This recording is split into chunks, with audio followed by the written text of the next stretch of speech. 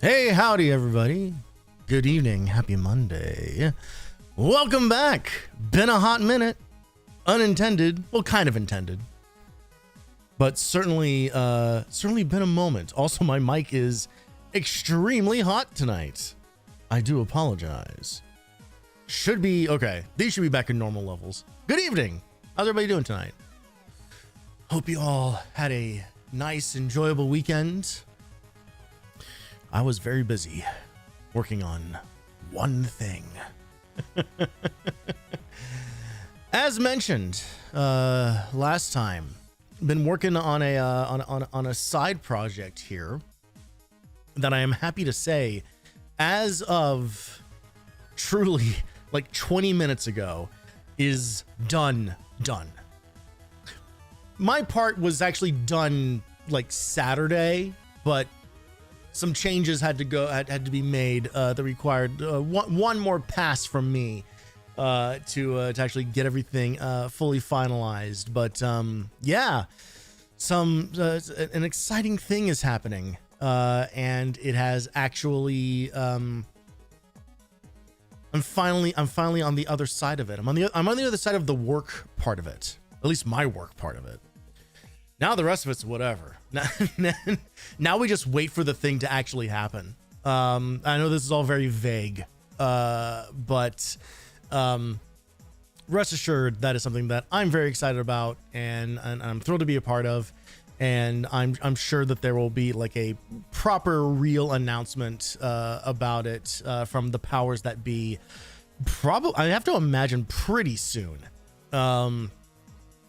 There's definitely information out there already where you could probably make a few assumptions about a thing or two, but definitely there's going to be some concrete details coming out, and you best believe that we're gonna do a little something special for it. So look forward to that. But I guess I can at least say this much about it. It was an animation gig that I was doing, and I don't know how much animation experience you guys might have, but animation takes a long time. Even in the world of motion graphics, even in the world of After Effects that I live in, it still takes a long time. And I worked on this thing for at least 3 hours a night, every night last week, bar 2. One night I just needed to just not look at anything, and then another night I may have done a stream that is not currently available. Oh shit, actually, now that I think about it, I just realized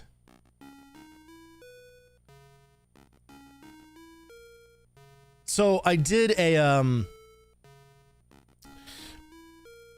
karaoke stream. I got on here as Chill Cat and I did a karaoke stream, but I don't archive those because they are copywritten and they'll just get muted to all hell. Although, funnily enough, this one did not get muted that much. It was actually only for like 2 songs. But also, they're meant to be more like spur of the moment kind of things. But I need to turn VOD publishing back on so that this stream can in fact exist as a VOD, and I can properly export it when all is said and done. Although I guess I don't really need to do that anymore because now I dual stream onto YouTube as well. Also, hi YouTube. I hope you guys are doing well. I got to be better about making sure that I actually give YouTube at least some attention and love, because it's very easy to just focus in on the Twitch side of things because that's the obvious one to pay attention to. All right, we should be good to go now. Yeah, as I was saying, yes, this is an animation an animation project that I was working on, and yeah, so 1, 2, so 3. No, because I started actually doing stuff last Sunday on it. So Sunday, Monday, Tuesday, Friday. So 4 nights. That's already pushing anywhere from like 10 to 12 hours working on it. And then another, I'm going to say close to maybe 7 hours on Saturday. So basically I did like a 20-hour a 20-hour long animation project over the course of a single week, doing it just when I could, which is a lot.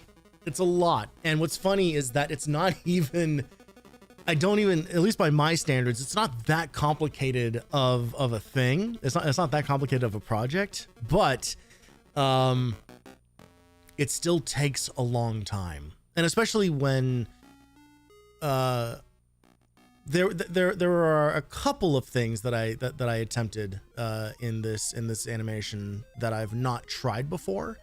So there was a bit of a learning curve on this stuff, because I can never have the next thing I do be worse than the last thing. Like, right? Like everything has to be just like a little bit better, a little more exciting, a little more engaging.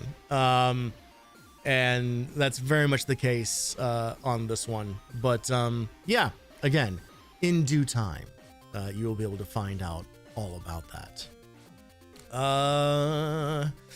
Otherwise, I have lost so much time to Pow World. So in between the moment when I wasn't working on this thing, I was then just losing just stupid amounts of time to Pow World. So it started as like a very quick nosedive into Satisfactory. And then Pow World, and that lasted for like a weekend. And then Pow World came out with their 1.0 release, and I was like, well, I should probably check this out again. And then I started getting into that, and then that just fully just fucking took over. And I was just grinding that shit out, man. God, it's so easy to just get lost in the upgrade tree. And just God, it's a real state of affairs for how my brain is wired. But I'm happy to announce that I ended up venturing too far out to an area that is about 20 levels higher than my character is and I got the shit kicked out of me, and now a whole bunch of my inventory is just lost out there. And I made at least 3 separate corpse runs to go get it back, and I can't even get to it without getting destroyed. So great news, I'm done playing Pow World. That's all it takes. That is all it takes, is for me to hit like a huge brick wall like that. And there's actually like a feeling of relief of like, oh, thank God. Because I don't want to fuck around with all that again. Obviously, you don't lose like all of your progress. And of course, you know, like I have like chests upon chests full of shit, you know, like at my base, but my money isn't there. All the POW spheres that I built aren't there. All the ammo that I bought rather than crafted, because it's just so much easier to buy ammo than craft it. None of that's there. So it's like, so there would be a certain amount of rebuilding Rome in order to get back to it. And it's just like, oh, thank Christ, I can go do anything else. There's a reason I don't play survival crafters and automation simulators. Yeah, you know, it's funny because for the longest time, I wouldn't have really considered myself to be the kind of person who could get lost in one of those things. And I think that must have been mostly informed by my time with Minecraft. That is a game that I tried on, I believe, a total of maybe 5 separate occasions to really get into, and I would make a decent amount of progress in them. But the problem that I have with Minecraft, well, I have a couple of problems with it, but the big one that I have with it is a progression system in service of nothing. Right? Like there's no goal. You know, the joy of Minecraft is in the creation. You know, like you're not building towards anything. You know, like they added the thing where it's like, oh, you can go find an elder dragon or whatever, and it's like, okay, or ender dragon rather, and it's like, okay, cool. So you put in like one itsy bitsy teeny tiny little quest that ultimately doesn't really have any impact on anything back in the overworld or whatever. So it's not enough of a hook. It's just not enough. And at a certain point, well, it's not even at a certain point. The game starts this way and then it never actually evolves past this. You are digging stuff to build stuff to make better stuff to dig faster with. That's the game. You know, from an actual like gameplay perspective, from an actual progression perspective, that's what you do in that game. And for a while, that is enough for me, but it needs to be in service of some grander design. And unfortunately, what absolutely is not a thing that I can get into in that or any game of its kind is the sandbox build your own world design houses and infrastructure and build a town completely from scratch. It's yeah, in a game where the combat fucking sucks. Exactly. I've talked about this before. My brain is not wired to think in terms of architecture. I can't do it. Every time I played The Sims, which I definitely put hundreds of hours into, like the first and third Sims games, I always did it with like the default houses, because anytime I would try to design a house from scratch, it was just a giant rectangle that you would fill things with. You know, like there was nothing interesting. Like my houses didn't look like houses look. You know, like there are certain ways to divide rooms and add hallways and do these things, and I could just never do it. Like I actually remember back in like the Sims, like the first Sims, so 20 years ago, actually like looking up like floor plans of houses and trying to recreate them in the Sims, because I could not design anything like completely out of my own head. It's the same reason I can't play with Lego. Like I could never play with Lego as a kid. It was the same thing. My brother could absolutely play with Lego, and he could make stuff, and he could design things and everything. Like, but me, I would just make just like one big long stick of Lego, because my brain cannot think in like 3-dimensional spaces. It's a very strange thing.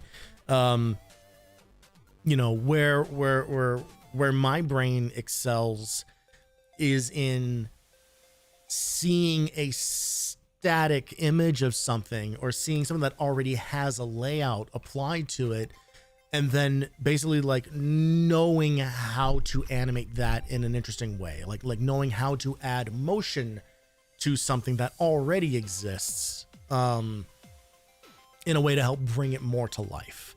Like that is where that's why like I thrive on, you know, collaboration for like 90% of the stuff that I do from an animation perspective, is because if you ask me to just like, all right, here's a blank slate, go, I can't. I have an imagination. I'm a very imaginative person. If you ask me to, and I don't have it's not like I don't have like because there are people who say that they don't have like an internal like what is the term I'm looking for? They have no like internal like visual imagination, you know, like if you tell them to imagine an apple, they don't see an apple in their mind. They aphantasia. Thank you. They can describe like the characteristics of an apple, and they can describe the color of it and everything else like that, but they can't actually picture it in their mind. You know, like I don't have that problem. But if you ask me to put that apple in like a 3D environment, it'd be kind of like, okay, sure, I can do that. And now ask me to draw that. And that's where it all falls apart. Like it all, you can rotate the apple in your head, but you can't build a house out of apples. Fuck yeah, you nailed it. You absolutely nailed it. This is shockingly accurate to how I actually feel about it. Yeah, I can't do it. I think one of the most disappointing moments of my life was getting a VR headset with one of the things I was excited about being was it called Tilt Brush? I think it was called Tilt Brush. But the art program that you could get with the Rift. Because I thought that being able to draw in a 3D environment, like an actual physical, you know, 3D environment would maybe like unlock something in my mind that could help me like better visualize, you know, or not even visualize, because I can visualize things just fine, but better put those ideas into practice. And what ended up happening was I stood in place and drew in front of me as if it were a flat plane. Like I still like even empowered to walk around an environment and place things wherever I wanted. I still was thinking in 2-dimensional terms. You know, it was very the end of Star Trek: The Wrath of Khan. It's just, I appear to be thinking in 2-dimensional strategy. 3D version of a giant white untitled file. Yeah. But for me, like I guess the best way to describe like how I see things is I see things in composition, I suppose. You know, I usually tend to equate a lot of things to like movie terms or cartoon terms. You know, like I will think about things moving from like left to right, or I will I'm sure that you've heard me say this before, like on stream. Like I will do jokes where I just say and then cut to credits, or cut to man in his car eating a sandwich. You know, like I very much think in those kinds of terms. And I think that maybe explains a little why like I have difficulty then putting like ideas from up here down onto a piece of paper, because in my head they're moving around and doing stuff, you know, and there's energy attached to it. You know, like I have a much easier time imagining and applying energy and motion and rhythm to things than I do drawing out specific detail on stuff. You know, I remember the sheer awful amount of panic attacks that I had going into high school, where I was so excited to be joining a school that was offering a graphic design program, knowing that I was going to get to do video work, I was going to get to do animation. At the time, that's when I still wanted to be designing video games. And I was extremely excited that I was going to get the opportunity to go to a school that was going to like teach me those skills. What ended up happening was a lot of so the school that I went to was like newly under construction. It had been open for like a year or two before I started going there. And specifically the wing of the school that I was going to had just opened that year. I was part of like a new group of students who were going to be making use of this entire new wing of this school. And what that meant was that all of the tech wasn't in place yet. So for the first 2 quarters of that sophomore school year, it was an art class, and it was a drawing class. And so we were doing like still arts and life drawings. And I was getting C's and D's because, one, I know everybody says this, but the instructor was kind of a prick, who was,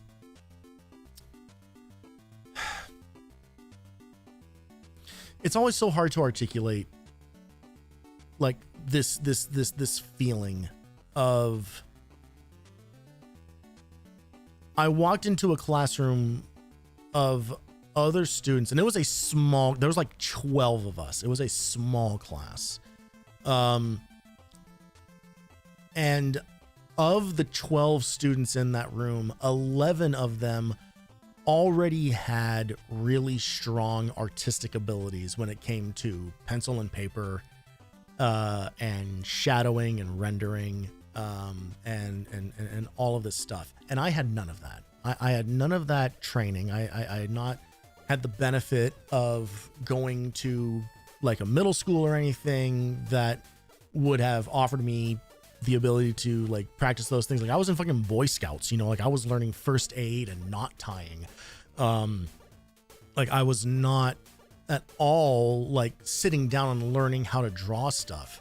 And to this day, like I still struggle with drawing. Like I can do enough of it now. But for the love of God, like please do not ask me to like draw like don't ask me to shade anything. Like don't ask me to don't ask me to draw fabric or something like that. Like it is extremely difficult for me to visualize that information. And truly for like the first half of sophomore year of high school, like I would just come home just in tears,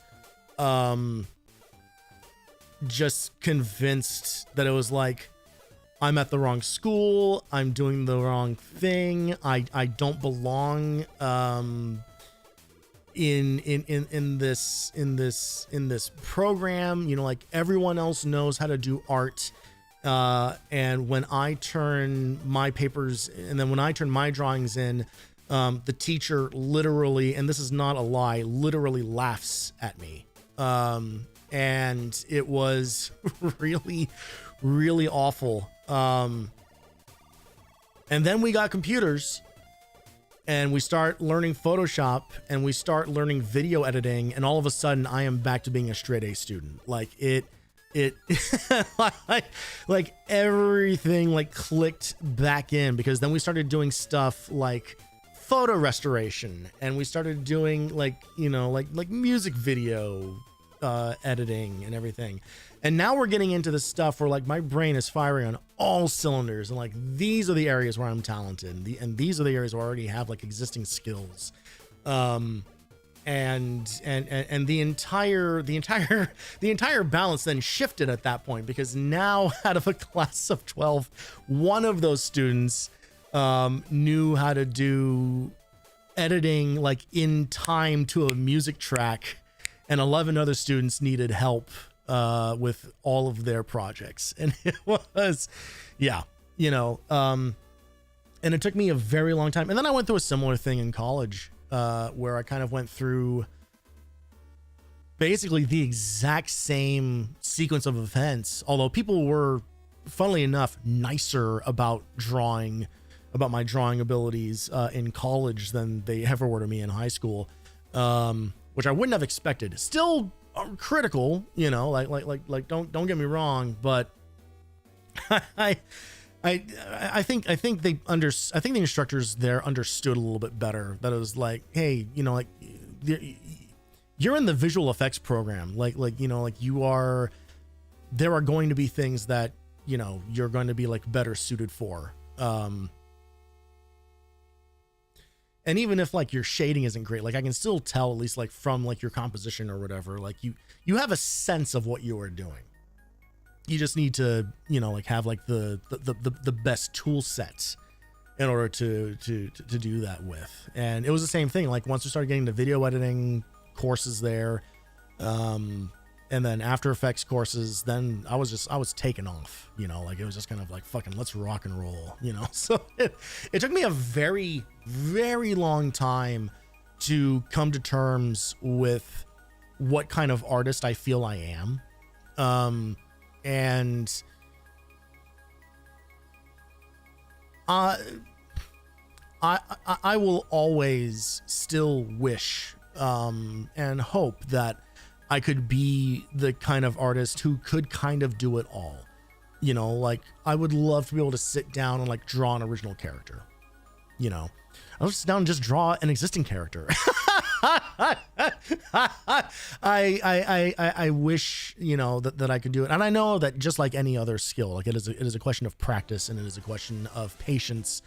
And I think at a certain point, like my brain kind of just like locked in to, hey, these are the areas where you actually are like better equipped to do this kind of work, and you can learn more over here in a way that feels more natural, in a way that speaks to the things that you're already inclined to do, versus banging your head against the wall over here again and again and again. And in kind of a weird roundabout way that is kind of worked to my advantage in some ways, because now when I do work on the stuff that I'm already pretty good at, it's usually in collaboration with somebody over here who's filling in the gaps on like the art side of things. And that even goes into like my literal job that I've been doing for 17 years now. You know, I don't draw the art for our games. I break down the art for our games that an artist has made, and then I animate it and I add effects to it and everything, you know, like that is like, I'm just so much better at that. And it's just, yeah, it is, once you like finally find your thing, it is empowering, and it does feel very nice. Because then you get asked to be a part of a thing that you can't still talk about, but you can then bang out like a thing that you're proud of in like less than a week's time, and be genuinely excited for people to see it when it debuts. So that's where I'm at now. So hooray for confidence.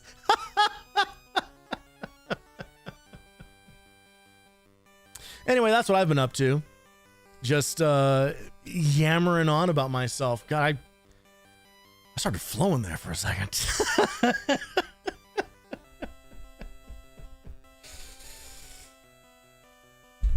But flowing and yammering about being good or bad at some art is not what we're here to talk about. Not really. What we're here to actually talk about tonight is Kingdom Hearts. Partially. We are doing another demo disc dive tonight, and I am so fucking excited. Well, with an asterisk. I am so excited to be looking to be looking back at demo discs again. These are some of my favorite things to do. And they're always such a joy. And in preparation for this one, I did ever so briefly just fire up the first disc that we're going to look at tonight. because I was gonna try to make a thumbnail for some stuff, and then decided against it because the one thing that I was that was revealed to me during the intro of this first disc is they're gonna talk about the making of fucking Kingdom Hearts. And look, gang, I haven't been quiet about this before, but let's just set the stage just to be really, really clear about this. I fucking hate Kingdom Hearts. I really don't like it. I have watched playthroughs of 1 and 2 just for the sake of pure transparency. They were specifically the only playthroughs of those 2 games. They are awkward and weird and cringy, and I don't think that they do a good job representing any of the various IP or whatever that they're calling out to. It is the Family Guy of remember this type of game, you know, like this is very much Kingdom Hearts is very much one of those series that I feel is in the same vein of like a Banjo-Kazooie, you know, or fucking, I don't know, I can't even think of like another example, but of just games that people like because they were 12 years old when they played them. And listen, I'm just as guilty about that as anyone else is, but I find the Kingdom Hearts stuff so unbelievably boring and so just so, I just think it's lame. I really just think it's lame.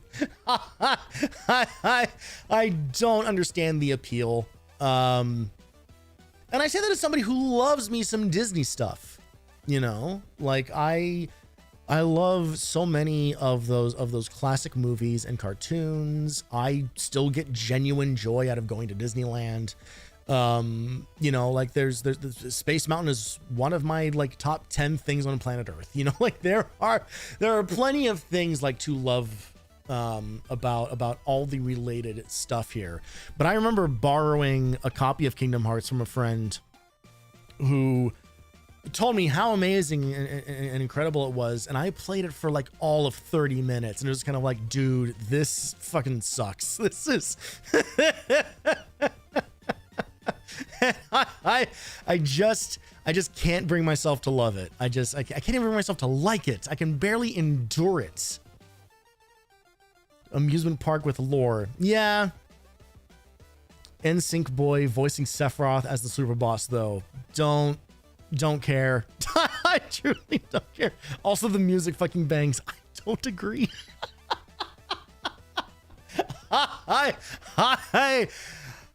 I hate Simple and Clean. I really do. I find that song's melody and chord progression is so off-putting. It's the weird like arrhythmic syncopation of the one dun dun dun dun dun dun dun dun dun dun. It's like it has been. Kingdom Hearts feel like it, like every element of Kingdom Hearts feels like it has been designed to annoy me specifically. I am so not the audience for it. I am just so not the target audience for it. Introductory stages of both games fucking sucks. Playing the first bit of Kingdom Hearts 1 similarly put me off. Again, I am saying this as someone who has seen both 1 and 2 in their totality, and I don't understand it. I really don't understand it. And I do not imagine Kingdom Hearts, hey, you know what? There's a world where I could be proven wrong, but I do not see Kingdom Hearts becoming like going the way of FF7, where playing through the first part of FF7 Remake now has me genuinely interested in playing the original FF7 once we get through like everything, right? Like I actually do want to go back and revisit that game now, because I actually have a better appreciation for those characters and for that world and what they're doing with it. And I think like there's now like a genuine curiosity to see, okay, well, now that I know like all this other kind of stuff about it, how does this kind of like recontextualize some of the original game, you know? But even that like took time, you know. And I will say, and I said this even before at like the beginning of the FF7 remake playthrough, if nothing else, I find the world and style of the Final Fantasy franchise fascinating, you know, and it really appeals. Again, I wasn't joking when I said that I enjoyed Advent Children, you know, like I know that there's a certain like wink, wink, nudge, nudge there, but I meant what I said, you know. It was just kind of like, it's cool to watch dudes swing giant swords around and shoot lightning at each other. Like there's cool stuff, you know, in that world. What turned me off from the game, from the original game, are the same things that just turned me off from a lot of JRPGs at the time, you know, just like unclear direction, really slow, you know, like overall presentation at the time, very much not really giving a shit about like anime style writing and characters, you know, like just a lot of things, you know, we're kind of going against it, that really had nothing to do with Final Fantasy VII itself. It had a lot to do more with a lot of my own personal tastes. Kingdom Hearts, on the other hand, there's nothing about it that I find appealing. There's nothing about it that I think is interesting. You know, once you get past it's Final Fantasy with Disney characters in it, it's just like that's a premise. You know, like that's a hook. It ain't enough. It ain't enough, and it comes from the same generation of games that gave us like FF10, which I also don't like. And, you know, like there's just a lot of a certain type of storytelling and presentation and just weird clunkiness in like cutscene pacing and stuff like that. That's just, man, it's just not for me. And now it doesn't even have Final Fantasy characters in it anymore. Exactly. You know?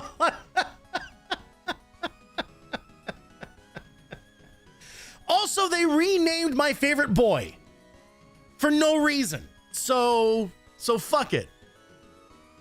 That being said, we're going to look at what I have to imagine is going to be some of like the earliest footage of this game being developed. So if nothing else, I am certain that this is going to be fascinating. At least from a historic perspective. And honestly, that's the primary goal behind or appeal behind these demo disc dives in the first place. It's just the gaming history that we're revisiting, you know. So if I could survive 8 straight weeks of Blasto, I'm sure I can survive a couple of behind the scenes making ofs for Kingdom Hearts, which, if I had to speak objectively, are better games than Blasto. Congratulations, Kingdom Hearts. You got me to compliment you. So let's waste no more time complaining about this. Let's hop on in. I still remain very excited about this. I've been wanting to do this for so long. We have been out of like the retro stuff for such a hot minute, and then the one time we dipped our toes back into it was for fucking Roger Rabbit on the NES, man. We gotta start having fun around here again, which when I get to the end of the stream, I'll tell you what that fun looks like, because I'm kind of lying. Let's get into this bad boy. Also, if you hear like extra like room tone noise and stuff, I have two fans on me now because it's so goddamn hot. In this issue, see what happens when animation powerhouses Disney and Square team up to bring you the fantasy adventure Kingdom Hearts. Go behind the scenes with a development team of Sly Cooper and the Thievius Raccoonus. We give you a sneak peek into the future of online gaming on the PlayStation 2. And don't forget to check out all the cool moves, downloads, and demos in the vault. I don't know if it's just me, but I'm seeing a lot of frame drops. Note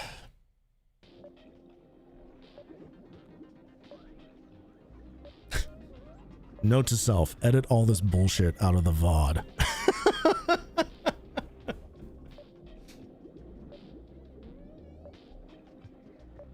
Okay. Let's roll with this. See what happens.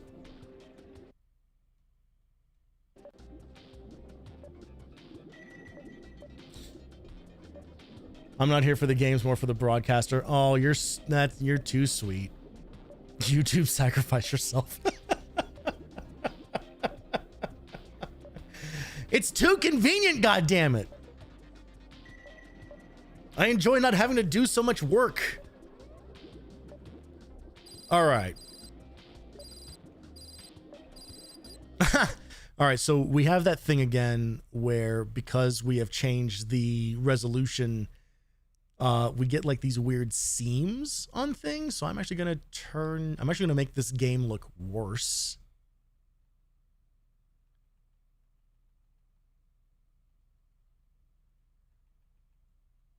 Let's try just like 1080 and see how that goes.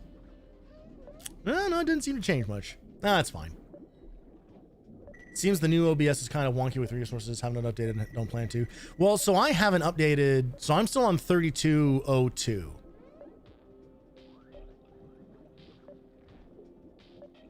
I do have a lot of other shit running in the background though. I got the thing to run the lights. I got a thing to do certain redeems. There's a lot going on. And I'm running a PS2 emulator on top of all this. So it's... All right, what's in the old behind the scenes? I mean, we've already gotten a bit of a hint.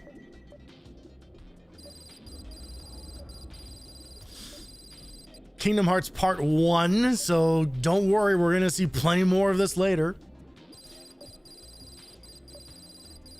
Online gaming on the PS2. See, this is the shit we're here for. This is what we want to see. We want to talk about the network adapter on the PS2 and how we're going to make this work when about 20 people have the internet right now. And then Sly Cooper. All right, let's get fucking Kingdom Hearts just out of the way. Here we go.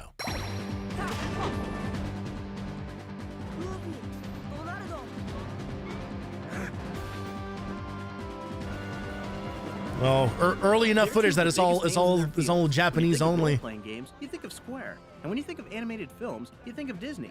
So when we heard that they were teaming up to create a new game that combined their strengths, we couldn't wait to find out more.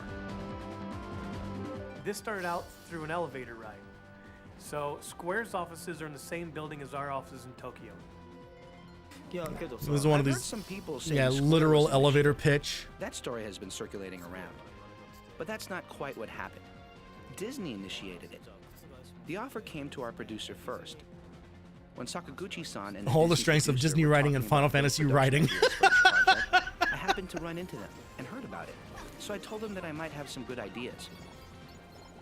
So we started talking about ideas about a Mickey RPG or other types of things, and ideas started flying around.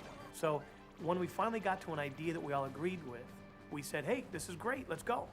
And then Square put their, as usual, incredible resources against the title and came out with magic, I think. Wow! You're telling me everyone agreed to the idea of a Keyblade? Game, one that combines the world of Disney with the sensibility of a Final Fantasy game.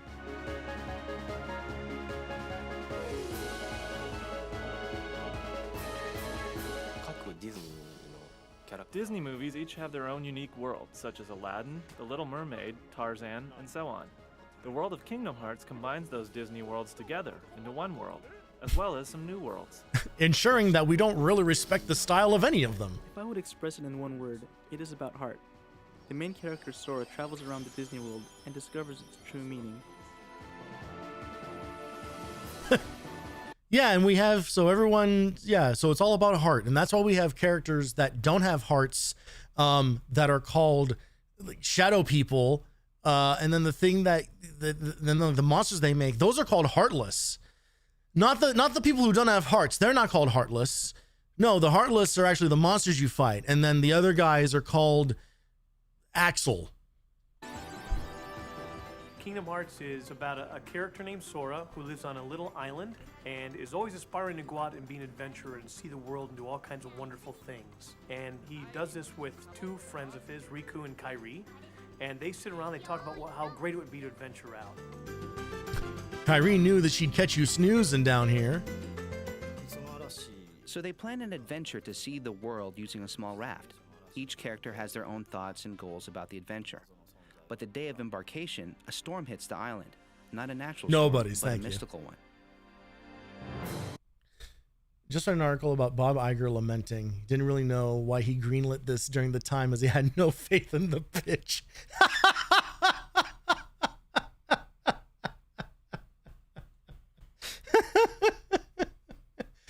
Well, just add to the list of decisions that helped Disney stumble ass backwards into billions of dollars.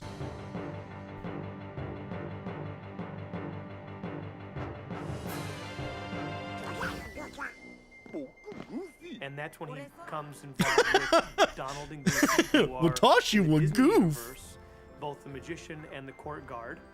And they're off to find their King Mickey, who has disappeared. Destiny! No one knows where he is.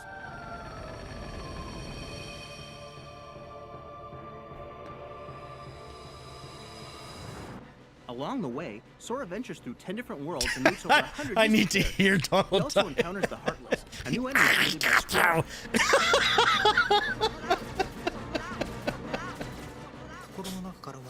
The Heartless are shadows that were originally born from the dark side of the heart. They do not have hearts Inferior attached Japanese to- dub moment. They are darkness, if I express them in one word. Like the name tells you, they do not have hearts. They are enemies that appear everywhere. I wanted to create motion that has never been seen in any other game. They move like bugs or animals. Definitely not like humans.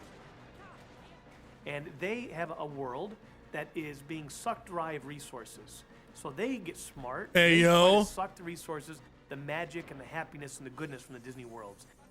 So Sora and our adventurers, Donald and Goofy, go off in order to defeat the Heartless, bring equilibrium back to the universe, and happiness and magic will forever live on.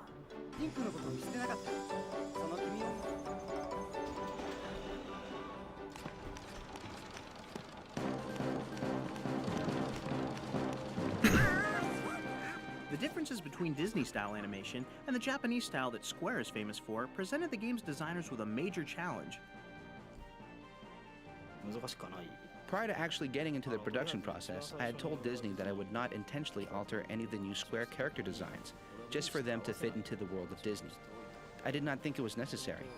Besides, there are already dissimilarities along Disney character designs. For example, Donald and Tarzan don't blend together well. So I did not force myself to adjust my designing style, as long as the color and the feel of the characters matched and wasn't awkward when seen on screen.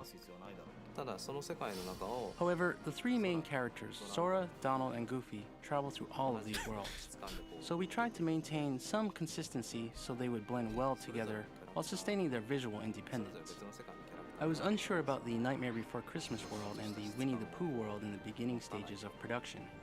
They are both so distinct that I thought of changing the styles of the three main characters as well.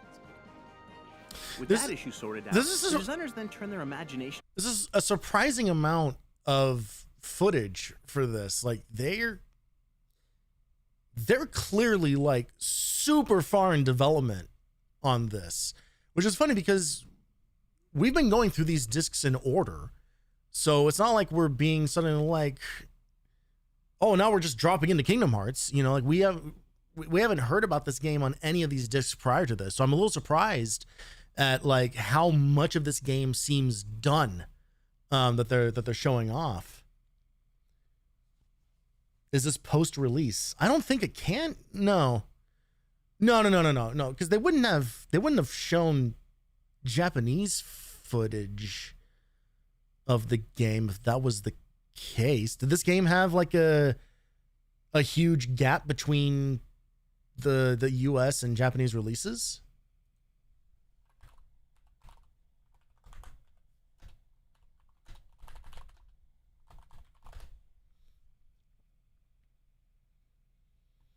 March 28th, 2002.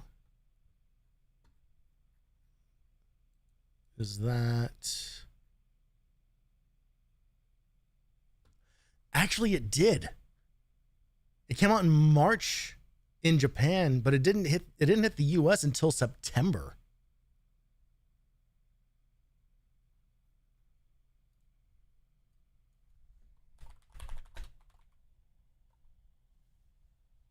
That's a crazy gap.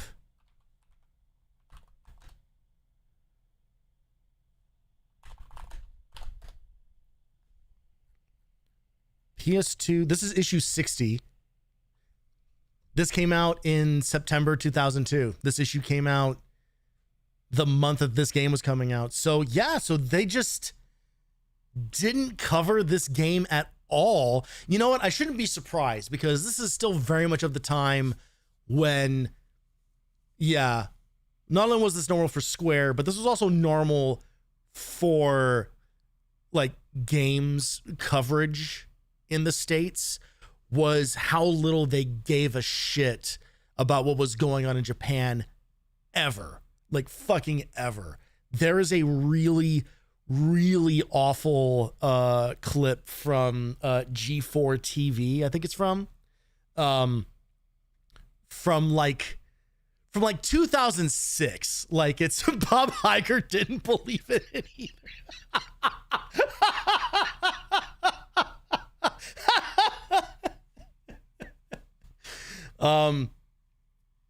No, there's a really horrifying clip from G4 from like the early 2000s where they're talking about a game that only exists in Japan, and so they go like, so let's go over to the Japan corner, and they start doing like the like da da da da da da. They start doing like that music cue, and there's like a person who's doing like a stereotypical accent, and they're talking, and they're just,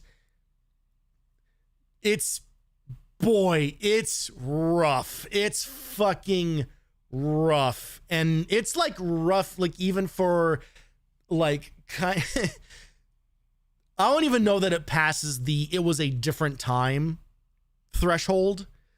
Like it's crazy like how like gross, like it's really, really bad. Yeah, if you've seen it, you know what I'm talking about. And it's just kind of like, hey, can you all just tell us about the video game because it looks kind of cool? And it's just like, and that's the other part of it is that then when they actually start talking about the game, it's also just like weirdly like dismissive. And who gives a shit about this anime crap and everything? It's just kind of like, it's too late for you to be making like these kinds of like comments about like, take out the racism part, whatever, you know. I can excuse racism. Where I draw the line is not caring about video game releases.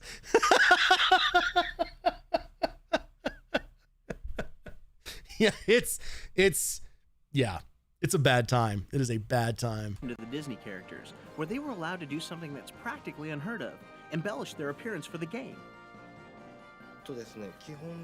We received a set of guidelines beforehand, but they asked us not to add anything that did not originally appear in the Disney cartoons. Tarzan carries a spear in the original movie, so that was no problem. Donald was allowed to carry a stick, and Goofy has a shield, but they did not permit us to let them carry swords or anything like that. We suggested that. Yeah, God forbid you let the characters do anything actually cool. Drew image illustrations for Donald and Goofy in the Little Mermaid world, and we discussed the designs with Disney, who approved them. Other costumes were drawn based on rough sketches by Disney. Nightmare Before Christmas World is not an ordinary Disney world, so the key was how well we could blend Disney characters, such as Donald and Goofy, into this particular world. Working on the Disney characters was a challenge for the Square team, but it was one they enjoyed.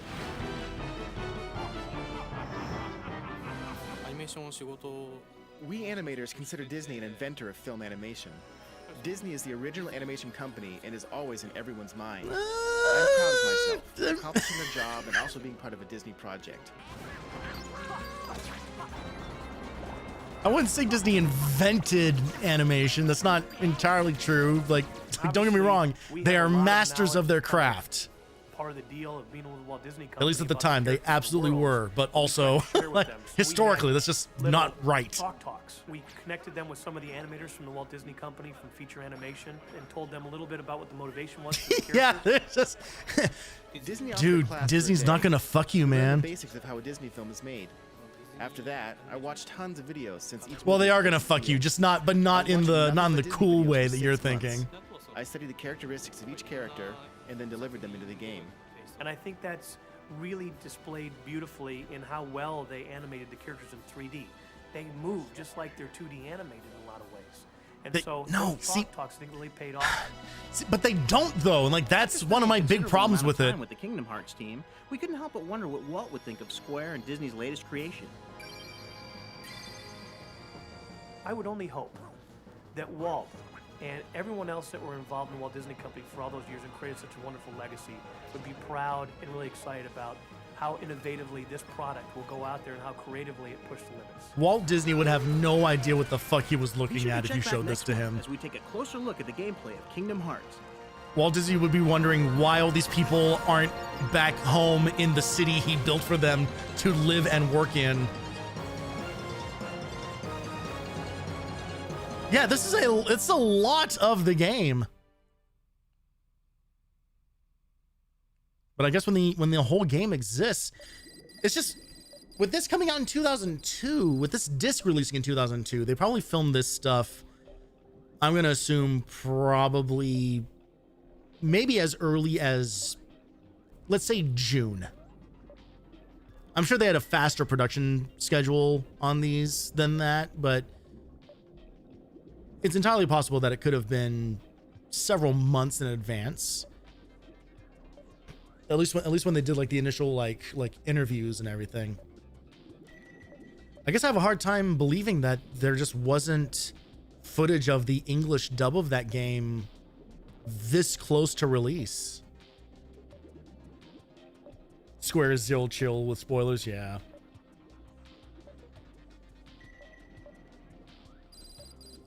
All right, everyone, shut the fuck up about Kingdom Hearts. We got important. You kids are gonna learn some goddamn history right now. You think my internet connection trying to stream this is bad? You have no idea. In August 2002, Sony will expand the entertainment horizon of the PlayStation 2 by introducing the network adapter, allowing you to connect to gamers across the country for online play.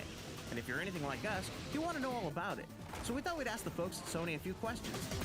The door-to-door... You have to stop quoting Kingdom Hearts. People have very high expectations of what a network... Andrew House, there's a name I haven't heard in a hot minute. Our philosophy is to try and offer exactly the same very visceral, challenging experience that they've had offline and really carry that into the online space. The Time Splitters games are pretty cool. Move into this new world of infinite possibilities. The competitive environment becomes a lot richer and more intense because it's dynamic. Now you're playing against real people, whereas before you're relying on, AI-controlled opponents. See, you guys, it hasn't been in video games forever. To the overall PlayStation 2 entertainment experience.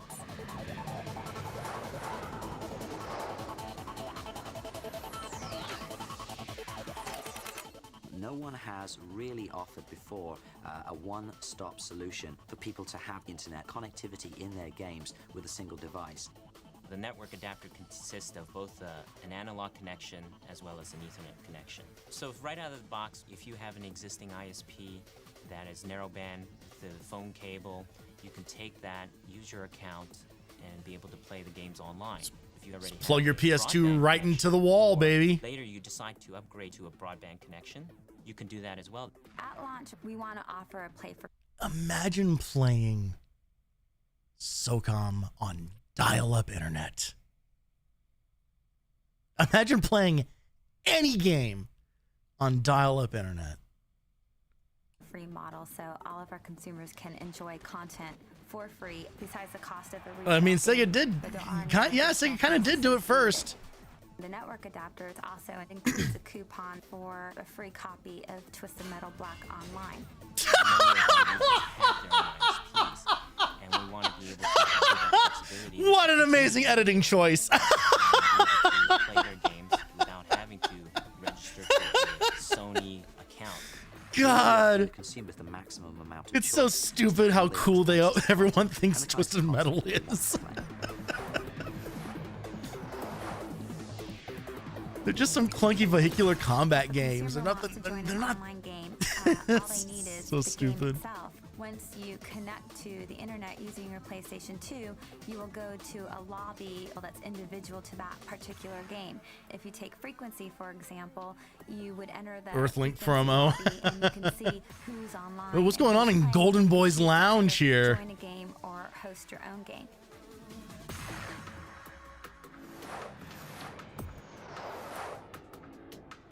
At launch, Surprising lack of slurs on screen, I gotta say. Twisted Metal Black Online, SOCOM, US Navy SEALs, and Frequency. And then later down the road with ATV2 Off-Road Fury.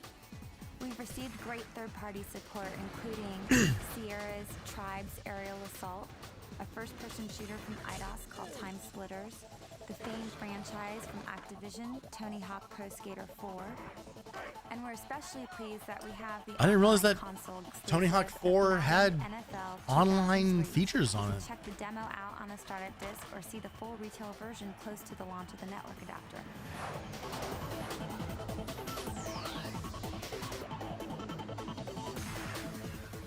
The number of players online depends on each individual software title.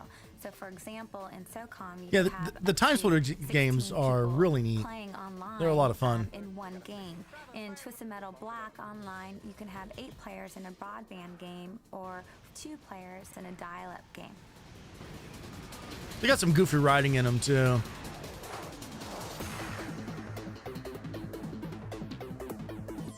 Of course, a very important feature is text chat, but we also have voice chat, being able to communicate with the other player that's sitting in another state by voice. Oh man. You won't make it across. Oh, dead man walking. Hopefully in the future we'll have video chat as well. And it all sounds like kind of like this, but like even worse than this. Like I don't even think I have like the means extra special level that you if I, only can get if I, online. oh, there we go. Yeah, now we're getting more into what the. Down the road, we really think that the tremendous opportunity is to really place PlayStation 2 at the heart of a new broadband experience for the consumer that will comprise much more than just video games and online gaming, but also involve movies and music and the ability to download photos, to create photo albums, and be a complete online entertainment experience. Oh God! Oh, too many cuts and edits and flashes.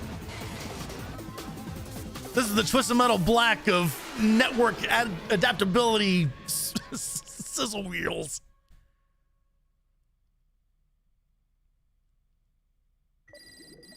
Available August, but this issue came out in September, so I guess maybe the timeline got weird on the development of this specific disc. All right, let's talk about some Sly Cooper. All of these games, every Sly Cooper game is on the backlog, all fucking 4 of them. Mostly because they are ultimately third-person platformer games, and it's really easy to fall off of those. Especially when they're from this era and are full of unskippable cutscenes. But I do like the look of these games a lot. How should I describe Sly Cooper? I just did it. He's charismatic. You want to hop on for those? We can do that. I'm down. He's adventurous. Sly Cooper is charming thievery.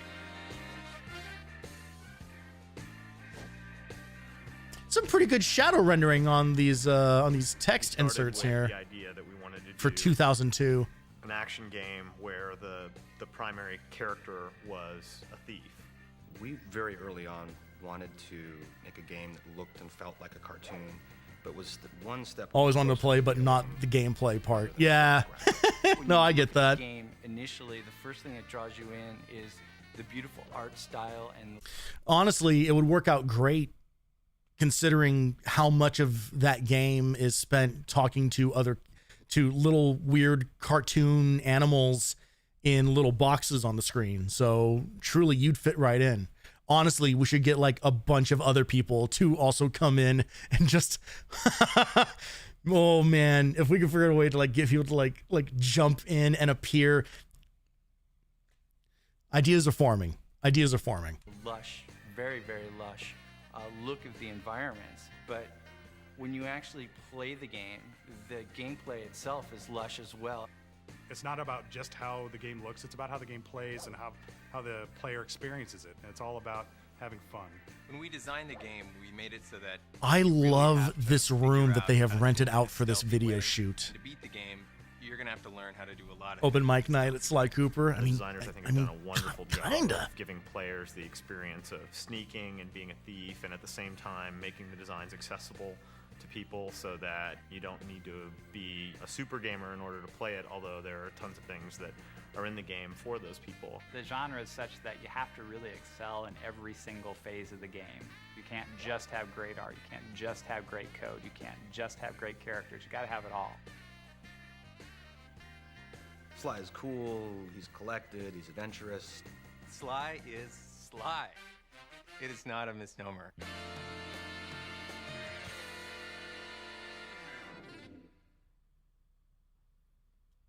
So they were literally talking about Sly Cooper, the guy. That, I don't know if I would count that as a behind the scenes. That was about as fluffy of a marketing piece as we've seen on one of these so far. All right. What's hanging out in the vault? What do we got for actual demos on here? Okay, an X-Men game. That's all right. Well, an X-Men game from the PS2 generation, so that's going to be good. Mark of Kree. Hot Shots Golf. Hot Shots games are always a fun time. Frequency is back on here. We tried it that one time and I still don't remember. Okay, this is like the 5th issue in a row that has fucking Medal of Honor Frontline as a demo on it. Like, goddamn. All right, you are getting something for Time Splitters 2. Transworld Surf, I think, was also on the previous disc. World Tour Soccer, RIP FIFA, and the World Cup. Terminator Dawn of Fate. Yeah, okay. All right. Turok Evolution. A reminder that I need to go back and finish that playthrough that I started the first year I started streaming.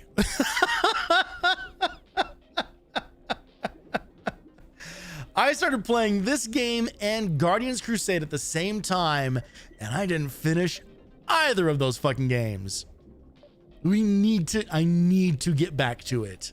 At this point, we're just going to start over. Like, obviously, we're just going to start over from the beginning. But, man, Turok Evolution is not a good game.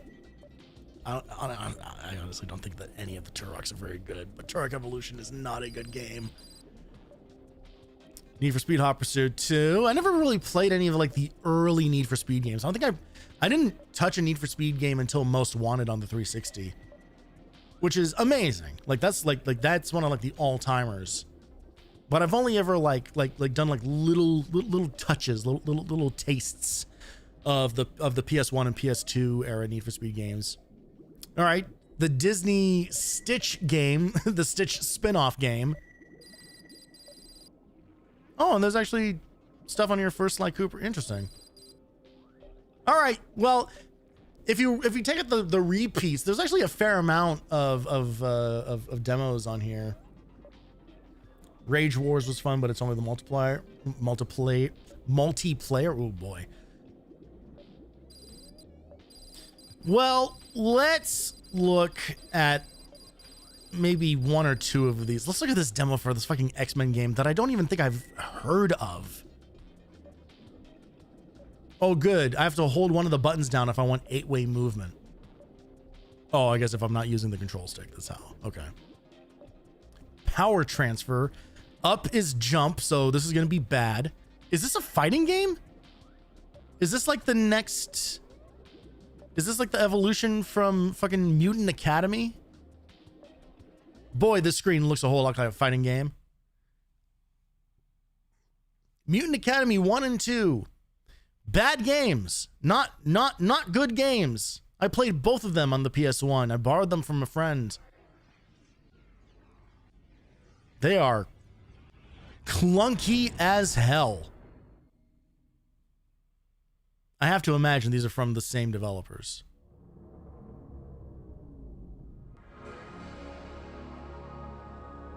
I don't remember if it was Paradox though.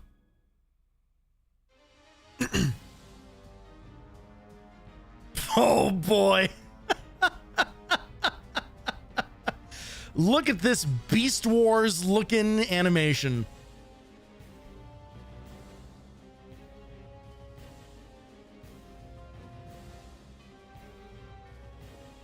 I think that was Jean Grey being sad because you're not allowed to show that character in any other in any other emotional state other than being angry, of course, when she turns into Phoenix. Well, if that doesn't get you pumped up for this. If you could turn it up. Oh, well, excuse the hell out of me.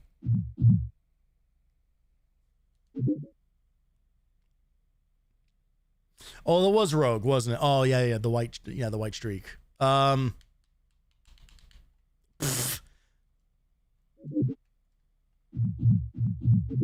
guess I'm not allowed to play as Phoenix even if I wanted to, so Beast it is.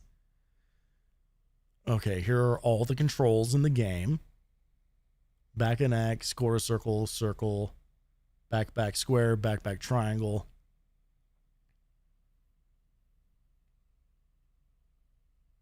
Yeah, these models look like they came... I saw models like these at like old PC conferences where like early animation software was being developed. Oh. Okay. Oh, look at how big they are on screen. Holy shit.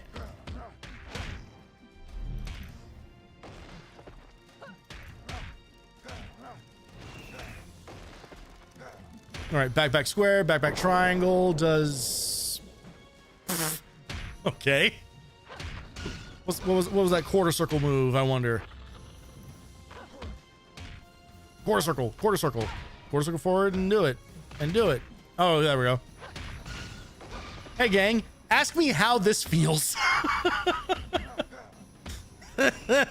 This... I feel like I'm doing a lot, but... Oh, shit, hang on, we're gonna say transitions. Just straight into the void.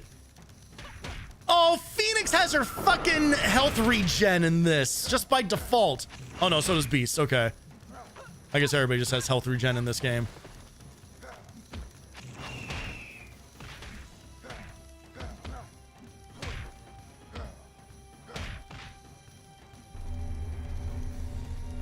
The fuck is this?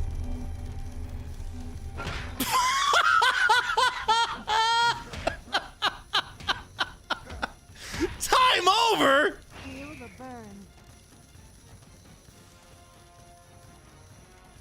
I can't believe we had a timeout on a demo of a fighting game even. All right, sick little 11-hit combo there. It's not too bad.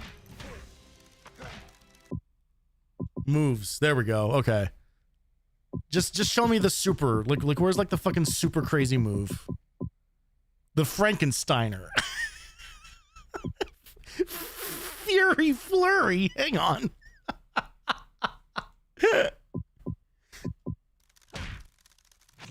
Oh, I paused the game and broke the music.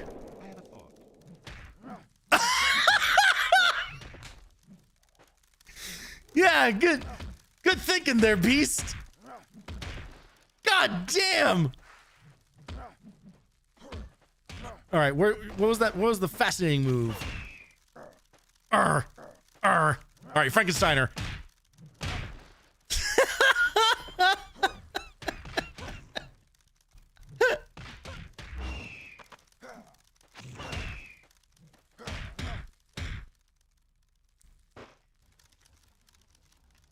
And shrug. Yeah, that music is never coming back, you guys. I hope you weren't enjoying it. Okay, that's the second time. Okay, so I guess that's just like super, because it used up my entire special bar. And I was nowhere in range for it. I love that she just has like these like telekinetic grab moves with no tells on them. That feels really fair and awesome to be the victim of. Jesus Christ. All right. Show me. Oh, hang on. We got some Eddie Gordo moves going on here. Whoa, shit. Oh, Beast is dancing. I desperately want to try to land this super. Okay, here we go. No. I'm in some weird... Get out of whatever this weird stance is. Oh, I'm fucked. Get in there.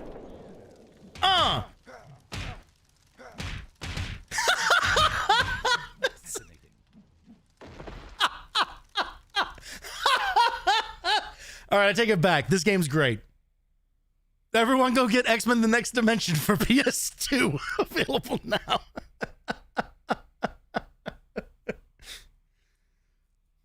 X-Men Legends comes out 2 years later, and while not a fighting game, is so much cleaner looking. Yeah.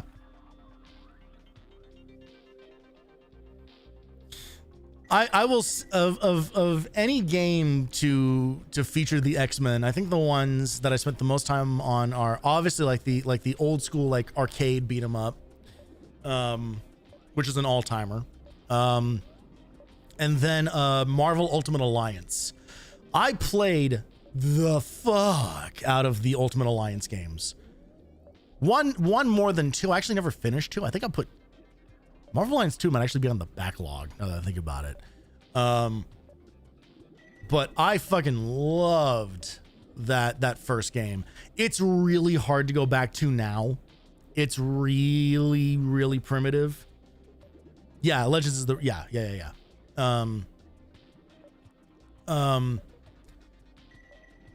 But Valena will like this. My favorite character to play as in Ultimate Alliance was actually Blade. He had a really, really fun move set, and the thing that was super cool about Ultimate Alliance was that there were a bunch of like passives that you could get depending on your team layout. And so there were like certain ones were just kind of like, hey, if this is the team that you put together, you just get like 15% like extra damage on just every attack. You know, like it was really cool. We're like 2, so she can't buy it anymore. I mean, that was true of Ultimate Alliance 2 like a week after it released. Like that game had such a bizarre time on the market, and then they did a thing. I remember like the DLC on that was like fucked, where that's one of the earliest examples I can think of a game releasing with all of the content actually on the disc, and then the DLC was like the unlock code for it, and it was buggy as hell. I had to wait like a month to redeem it. Yeah. And it added, I think it added the only character that I know for sure, it added Juggernaut as a playable character. I don't remember who the other one was, because I think it was only like 2 playable characters were part of it or something. Blade's just the best. Yeah, it's too bad that he'll never be in another anything ever. Let's look at this fucking Terminator game. Oh, it's just gonna be a video. Okay, great.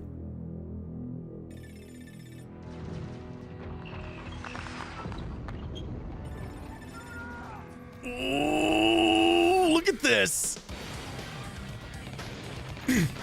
Oh, baby. Yeah, this looks like a product. Wow, 11 whole levels, huh? 10 most wanted video games, yeah, of September of 2002 specifically. It was this and Kingdom Hearts.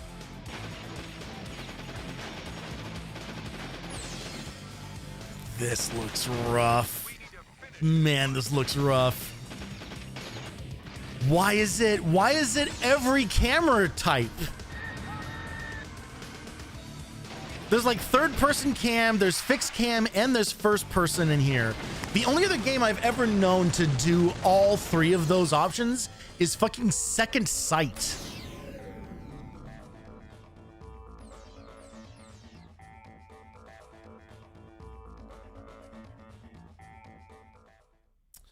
That looks really bad, but in a way that makes me want to try it. It's bad in that way that only games, like only licensed games from this era could be bad. All right, obviously we've saved the best part for last. Let's go check out the cool moves. What are the hot tips and tricks for Monsters Inc. we're gonna get? Okay, we got some stuff from Metal Gear Solid 2. Okay. Drakon returns? Fuck yes. Oh, good. All right, we're ending this disc on a banger. My name is Saul, and I'm a tip writer here at Why did I know it was gonna be Saul? For the game Monsters Inc. Saul always ends up with the worst games to do the features on. Garbage disposal. Head over to the pool of green water and locate this trampoline right here. Do a double jump to get to this one, and once again to get to this one. Oh, this also looks so bad. And scare this monster mouse right here. Double jump off here and slide down the cable, and you'll drop down to another monster mouse. Scare that guy. He's scared of mouse. He's scared of monster mouse. And do a double jump off the trampoline right here onto this moving platform. This is a fucked up house. This is going to take you to the last two monster mice. Scare this guy, and scare this guy, and there you go. Even though I did get caught by the CD agent there, you've now scared all 5 monster mice. Now that you've scared all 5 monster mice, all you have to do is collect the 5 scream canisters and complete the level. That will unlock a bonus movie clip for you. Enjoy.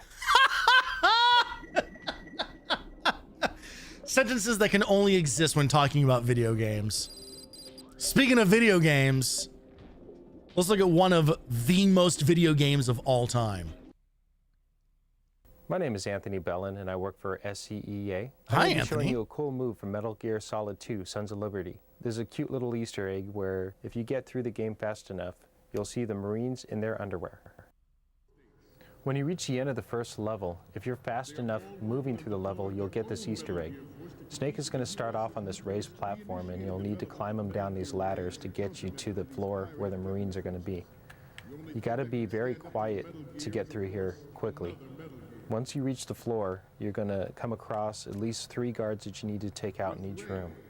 Go into first-person perspective and take out the guard. Quickest way to get rid of the guards is to use your dart gun. And you also will need to sneak past the projectors without being seen. What's really funny is that they already showed that there's a soldier in here who is missing his pants already. Be sure that when you're walking across the metal plates positioned behind these platforms that you walk very slowly. If not, the guards will hear you. But this project is vital to the Marine Corps. Watch out for this next guard coming up. If you shoot an enemy in the neck with your dart gun, it'll drop them faster. This weapon will render all other Metal Gears obsolete.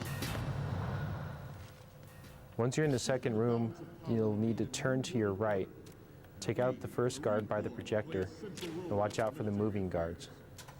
Also note, there are 2 projectors in this room. When the projection switches from side to side, the Marines will start looking in the direction of the new projected image. Be sure that you're not standing where they're looking. I can't believe that they're not showing the bit that you can do with these 2 projectors, because it's a really good bit. Each guard has a very set route when they're walking their perimeter. So if you want to, wait for them to stop, and then take them out. Left. Right. Down. If you have to stop anywhere, be sure that you're behind something, just in case everybody looks your direction. If you get through this room fast enough, without being seen, the next cutscene that will play, the Marines will be standing in their underwear. In the end of the 20th century, projected to completion in 2005. However, the This is such a good video game, man.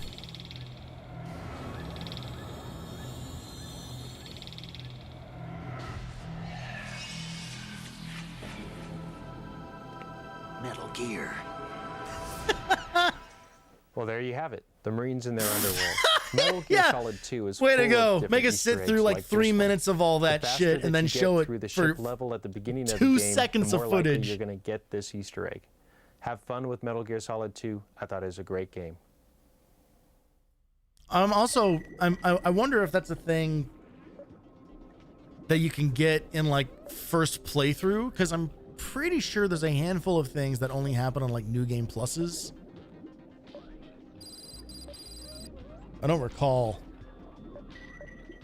There's all sorts of crazy shit. I just saw, I don't know if anybody saw this thing, but someone like recently like found like a new a new cutscene in Ground Zeroes of all things that happens if you like roll around on the ground a whole bunch, that shows like what happened to like his like fake foxhound badge or patch. It's insane. It's insane. Kojima's fucking, he's an insane person. All right. Now, a real video game. Finally, we're getting something worth actually looking at here. My name is Anthony Bellin, and I work here at Sony. I'm going to be showing you a cool move for Drakan. This is getting to the chicken that lays the golden egg. Best time to go after the chicken that lays the golden egg is right after you complete Shadowmire. At this point, you'll have Arok in the game. What you'll need to do is mount Arok, get him into the air, and fly southwest past Jade's tower, through this outcropping of rocks over here. Just dial in the direction here. Toward this island in the middle. Once you get past the first raised area, turn Arok around and land him. Right there is a cave entrance. The chicken is inside of the cave. I have to fucking play this, man. Engage the chicken in combat. on this thing. Strike its weak point for massive damage. The chicken is tough, so if you have any magic spells, I suggest that you use them. It will attack you, and it does quite a bit of damage. But once you I'm kill getting the chicken, spoiled on this out comes epic the golden fight egg. you can do. Now, the golden egg is worth 1,000 gold Hey, all right, pieces. how's it going, man? Early on in the game, it's a little bit hard to come by money, so this could be your cash cow. So now that you know where the chicken is, if you happen to need some extra cash, go get that golden egg. Thanks, Anthony. I appreciate it. I have to play. God damn it. I think I have already genuinely put it on the backlog. Like, it's... Everything about it looks like a video game that doesn't exist. I believe that is it for this disc.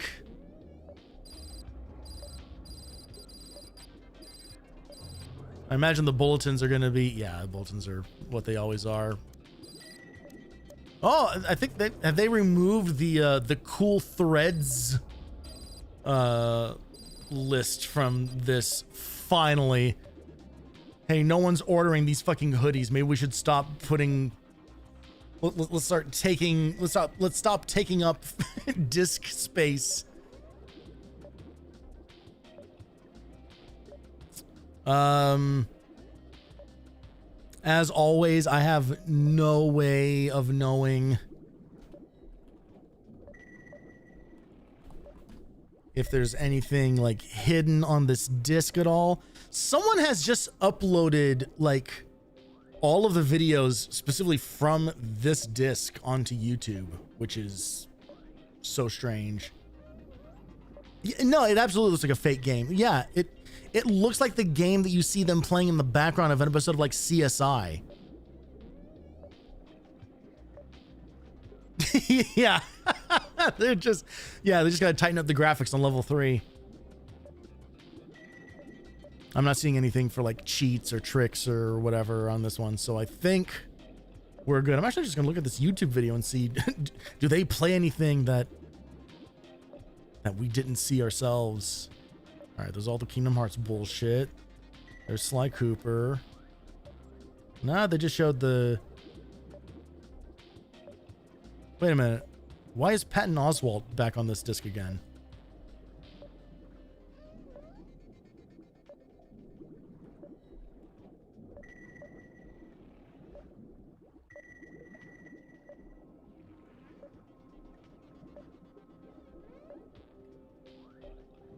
Wait a minute. Wait a minute. Yeah, there's like outtakes because he was on like a celebrity gamer thing that we saw before. Oh man. All right, I'm probably going to like look up like how to access that at some point.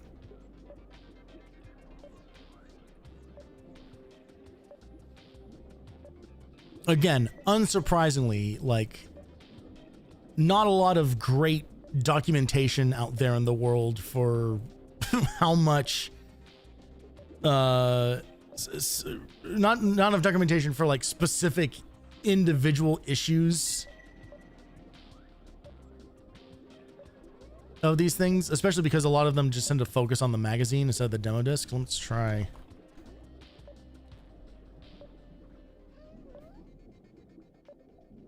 Yeah, I'm not gonna find anything on here. All right. Well, that's gonna wrap up this first one. Let's get on out of here. Let's fuck up the bitrate of the stream, and then we'll get the second disc loaded post haste. Oh, I stopped the music. Whoa. Hey, why did the vertical... Oh, I think I clicked on it accidentally.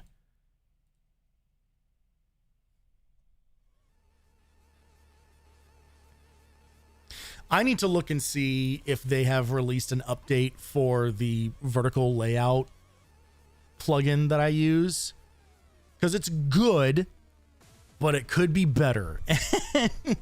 And one of the things that's really annoying about it is that it doesn't respect the kind of like preview program setup that OBS uses.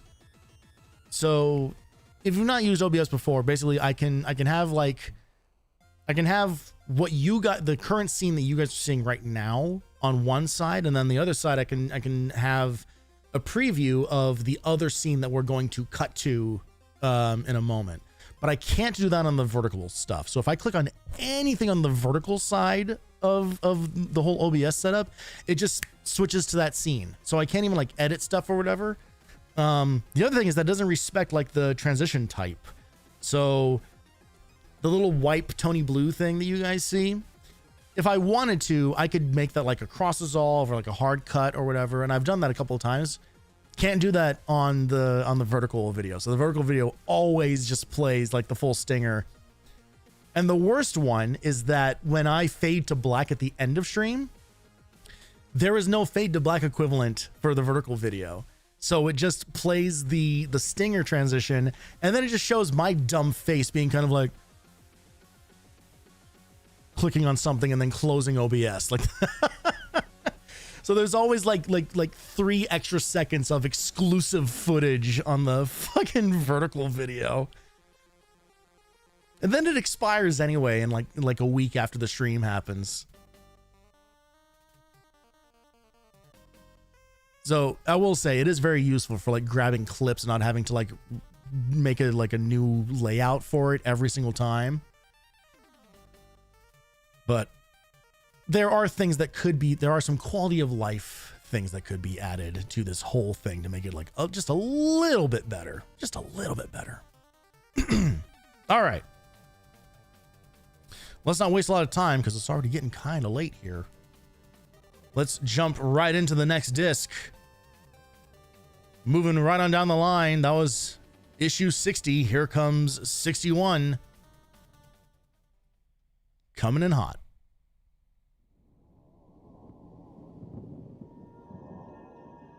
Welcome to issue 61 of the official PlayStation 2 demo disc, brought to you by the PlayStation Underground. In this issue, we flew to Japan to meet the development team behind Wild Arms 3. Then we caught up with pro skateboarder Tony Hawk to check out his new traveling BMX, skateboard, and motocross exhibition, the Boom Boom Huck Jam. After that, it was off to E3 to try some of the games so you can play with the new network adapter for the PlayStation 2. Yeah, let's fucking go, E3 coverage! Plus there's game demos, downloads, and more. So dive on in. Yes, we're getting good shit on these discs.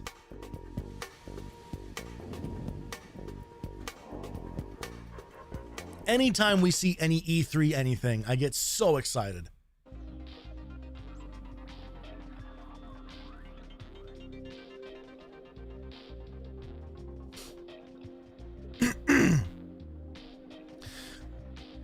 Really sticking with this whole like underwater submarine aesthetic for a lot of issues in a row now. This is like the 10th or so issue I think has had this exact same like menu styling.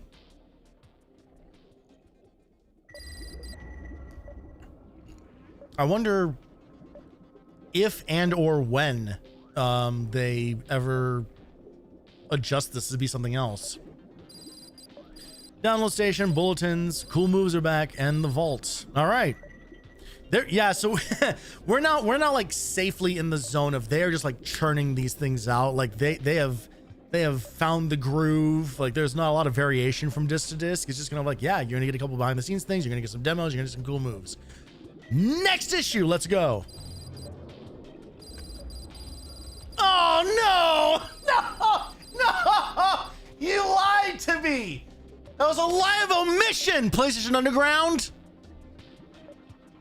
God damn it. Alright, well, we're part 2 of Kingdom Hearts. Wild Arms 3. More online gaming at E3. Alright, well at least we got Tony Hawk to get us out of the lame world of Kingdom Hearts and into some cool shit like early 2000s BMX. All right, let's talk about how the world came together. Oh, it's so fucking loud.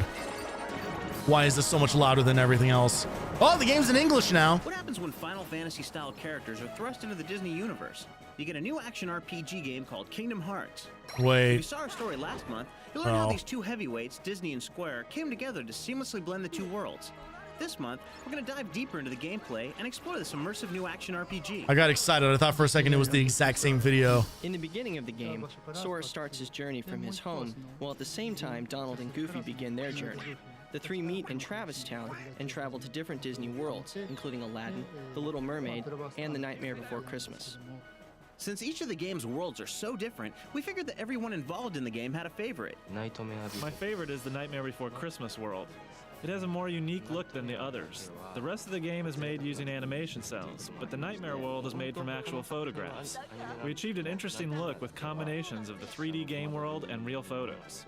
I'm really pleased with the results. I think the Peter Pan and Aladdin worlds are very interesting. Peter Pan. The mothership fight in the Peter Pan world.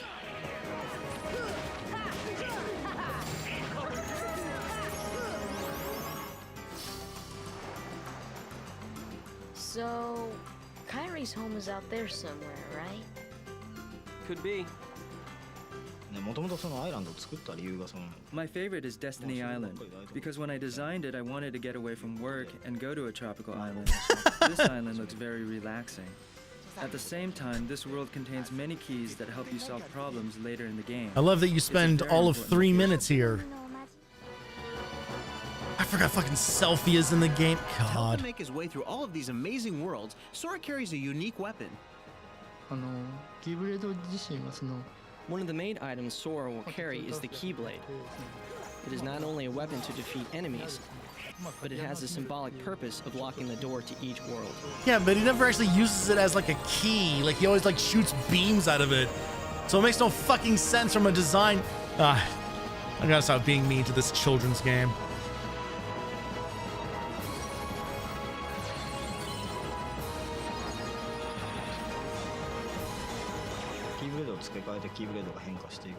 The Keyblade's appearance and abilities change depending on what kind of chain is attached.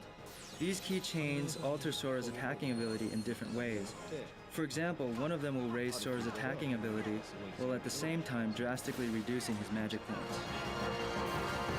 For those of you who are Final Fantasy fanatics, you won't be disappointed. Even though Kingdom Hearts is not a traditional RPG, gamers will definitely recognize several elements from the famed RPG series. That statement's hardly evergreen, is it? Well, since the core staff of this game has worked on Final Fantasy games in the past, we thought it was about time we try something different.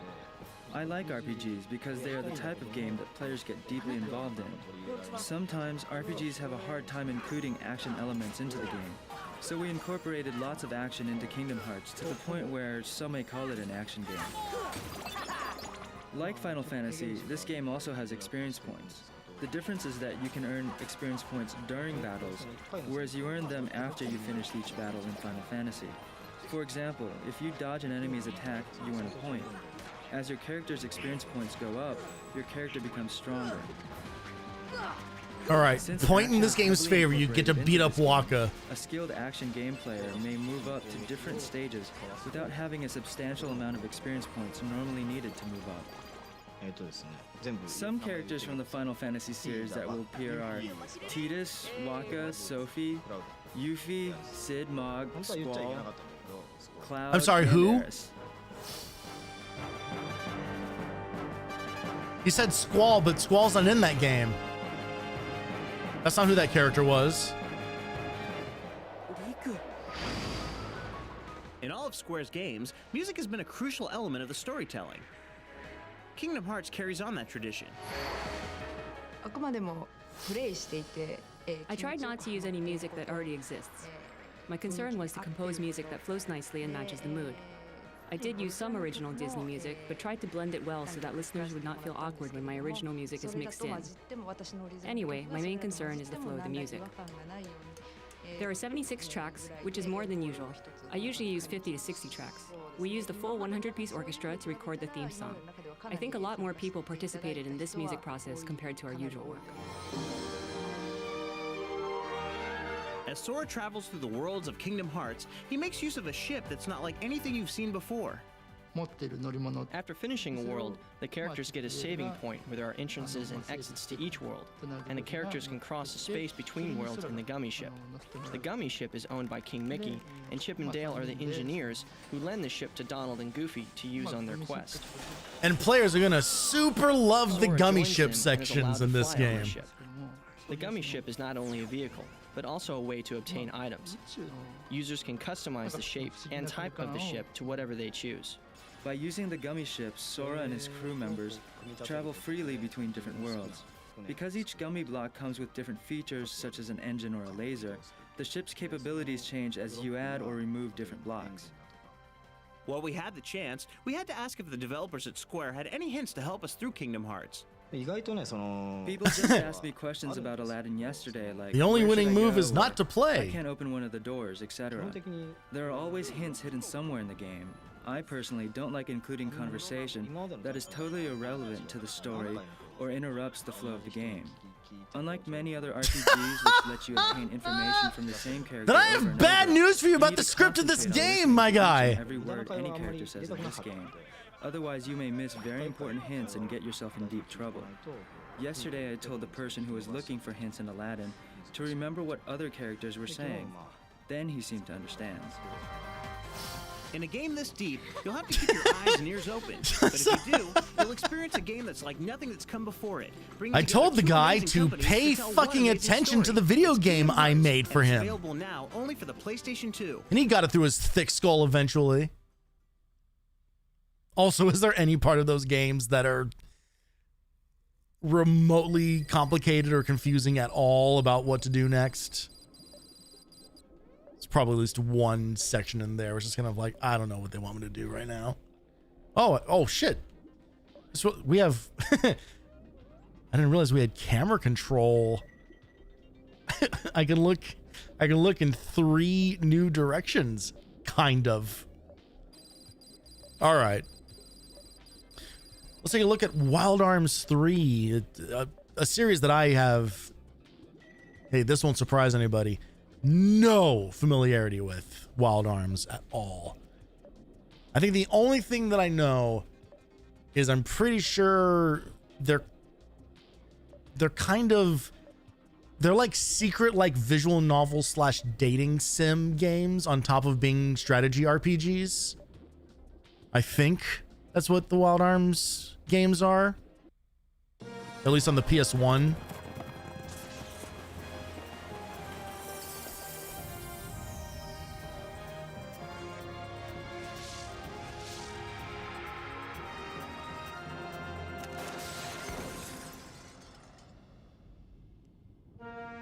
Thousand Arms is the one. Okay, I think Thousand Arms is the one. The first two games of the Wild Arms series merge the fantasy and western genres into a unique role-playing game. For the third installment, the developers at MediaVision create an entire western frontier world full of bandits and hired guns, as well as some more magical creatures, behind which looms a monumental mystery that only you can solve. Look at that art! Takes place on a planet devastated for years. A long time ago, a civilization with advanced That was incredible. but now it's desolate and barren, with no trees or water. These drawings are tragic. Do not know that in the past there used to be water and trees, but that one event caused the planet to die. The story begins as the main characters research the history of their dead planet and discover how beautiful it was previously. Sorry, I realized I had the volume turned way down on this. As the main character tries to find out what caused the devastation of the planet, she encounters the other stars of the game. In the prologue, the main character, Virginia, takes her father's gun to fight against demons that attack her. Virginia! After realizing how hard it is to fight against these enemies, she decides to leave her village and become an adventurer. Although the game has only one main hero, the other three characters are almost as important as the main character, since they all have their own dramas. We wanted players to understand this and sympathize with each of them.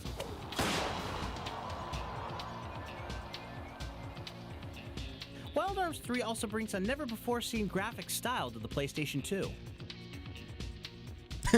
They're calling it cell shading. When production on Wild Arms 3 began, the cell shading style was already applied to many games.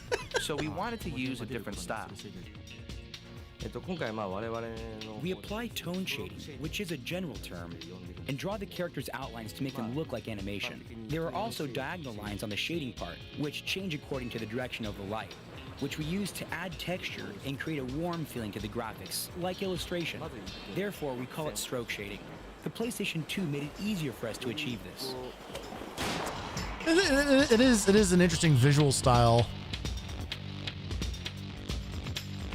Just kind of like these giant stroke textures kind of across. Wild Arms 3 also features a new combat system. Almost kind of like laid flat across the game almost, and they're kind of like moving within masks. In which you make moves, but the opponent does not move at all.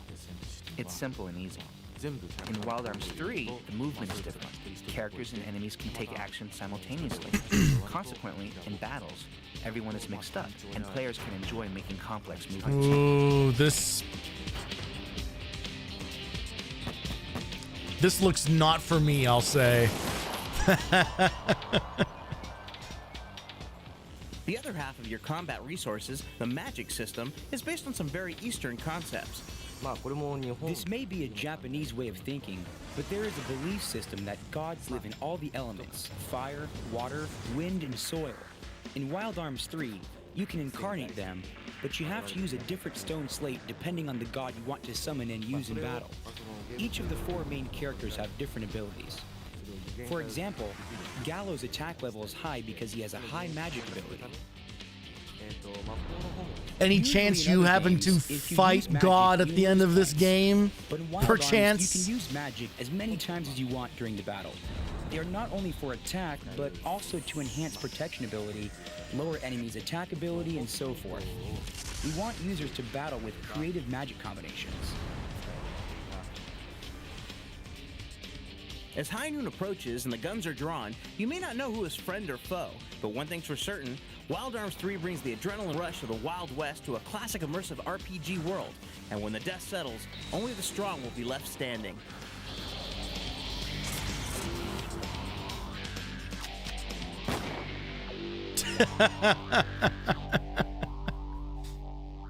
Probably fight gods plural. Yeah, almost certainly. Yeah, all your element tomes turn against you. There is. It's funny. A lot of times I feel like the PS2 era has aged in a really strange kind of way. I don't necessarily think that it's aged worse than other generations. With maybe like the sole exception of every game defaulting to having like inverted camera controls and everything, because for whatever reason, like that was just the norm during the PS2 era. I have no idea why. But there are a lot of games, and I consider Wild Arms 3, like what we just saw of Wild Arms 3, to be kind of one of them. There's a certain look to PS2 games, and it's this really strange mix of high resolution and high visual fidelity with no detail on anything. Like, does that make sense? Like, you have like these really like pretty impressive looking like character models, and then everyone's just standing on like flat fucking backgrounds. Like there's just repeating textures of grass and rocks on things. Like there's no like world shading on things in a lot of games. It makes so many games from this era have like a very specific feel to them. That's really hard to nail down, because you can look at a PS1 game and you kind of get it, right? Like, because they essentially had to like draw in the lighting for lack of a better term. Like there were lighting engines and things like that, like on the PS1, but by and large, like they were kind of using texturing to kind of tell the story of the environment and a lot of stuff. Whereas with the PS2, it's like there's so much more like processing and rendering power that they could just put like these big open environments and just slap their characters into it, and they didn't have to worry about like calling a lot of information or whatever. But it also, they kind of did like no work beyond that. And so there's just like this very odd look to a lot of games from this era. And it'll be interesting to see in another, like, I don't know, like 10 years or so, because I don't know, it's hard to articulate, because it's not like as cohesive as a look as like a PS1 game or even an N64 game. You know, like there are a lot of like specific kind of things you can tell about them, when like I feel like the PS2 has something like that. It's just very hard to define like what that look is outside of just early-ish 3D animation, you know, like which is too generic of a term for kind of what I'm trying to describe here. But as we eventually get to more and more like PS2 games, like on the backlog and stuff, because there's still like a healthy amount of them, maybe that'll become a bit more evident what I mean by that. Or it could also be, I could also be like completely off the mark, and because I think a lot of the games that I actually have personally on the backlog from the PS2 tend to be like some like the weirder and more unique games on it. I wouldn't say there's a lot of like popular titles on there, but also one of the games on that list is fucking A Dog's Life. And if you've seen what that game looks like, I feel like that's a really good indicator of what I mean by like how a lot of PS2 games look. Like that is a great example of one of those. We're just kind of like, yeah, I mean, it's kind of visually okay, but it still kind of looks like shit. And in the case of A Dog's Life, some of it literally is shit. Anyway, E3.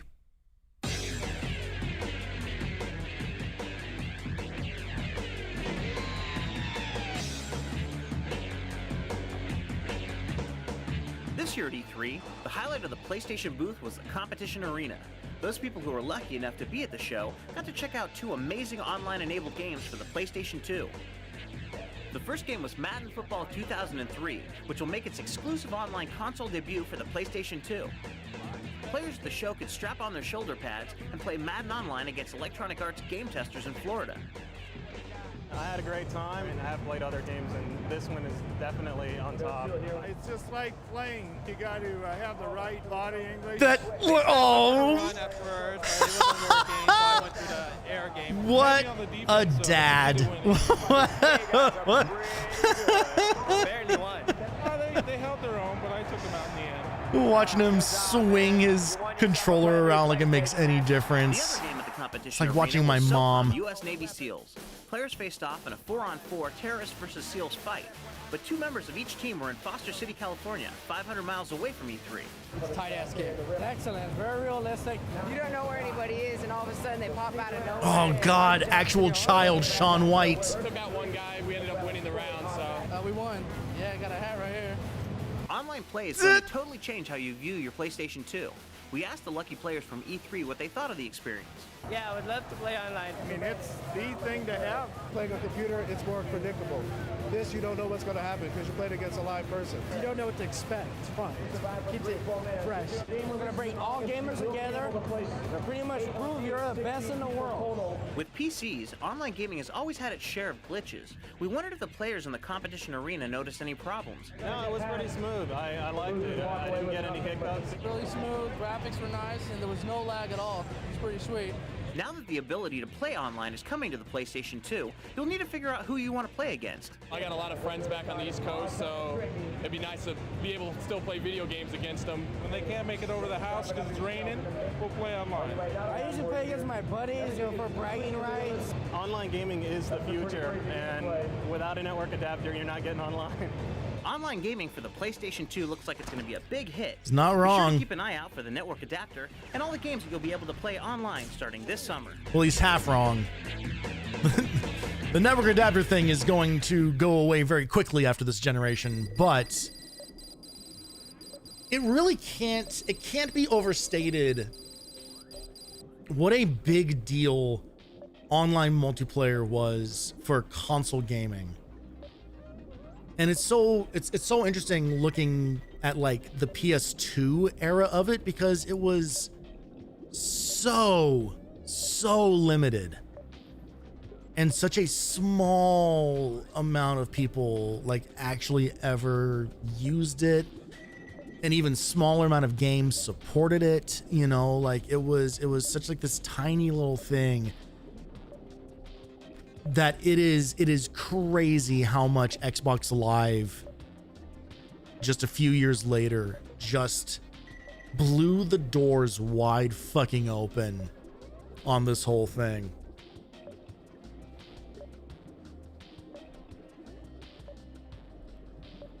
And even at the time, like looking at this, like the other part of it is like online gaming had existed for years on the PC.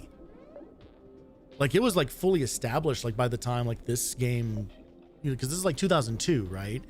Like people were playing like Quake and shit like that against each other, like there was like the things like were already like in place on the PC side of things. And obviously stuff like LAN parties and stuff existed. 2002, I would have been freshman year of high school, playing Counter-Strike and Jedi Outcast against other classmates on the school network. Like that was an Unreal Tournament 2K4, which couldn't have existed yet, but definitely some version of it, Have no idea how crazy FF11 sounded to people playing EverQuest at the time. I'm sure. Yeah, like the very concept of being able to play video games from your console felt like a total pipe dream. It felt like fantasy. And at least for me, it felt like one of those things. I kind of felt the way about it, the way that I felt about analog controllers, was just kind of like, why? Who cares? Like, well, what's the point of that? You know?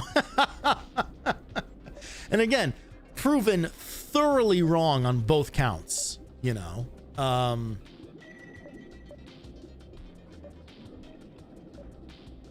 It just makes it more and more depressing, like the current state of things and how like they like, and it's mostly it remains just like fucking Microsoft and Sony, you know, like they just can't keep their shit together. And it's just kind of like people just want the ability to play their games online against their friends. It doesn't need to be any more complicated than that, but it's like, nope, we got to wrap it up in all these other weird subscriptions, and now there's tiers to it, and it's just like, ugh. It's so gross. It's so gross. Amongst every fucking other thing that's happening, you know, it's just like... Meanwhile, the PC remains king, you know? If you want to play video games online against other people, you know what you need? An internet connection. The end. Unless you're one of the people who want to play like a very specific game that is, for whatever reason, tied behind a subscription service. And at that point, like that is just kind of like, well, then you pick and choose where you want to do that stuff, you know? But by and large, like,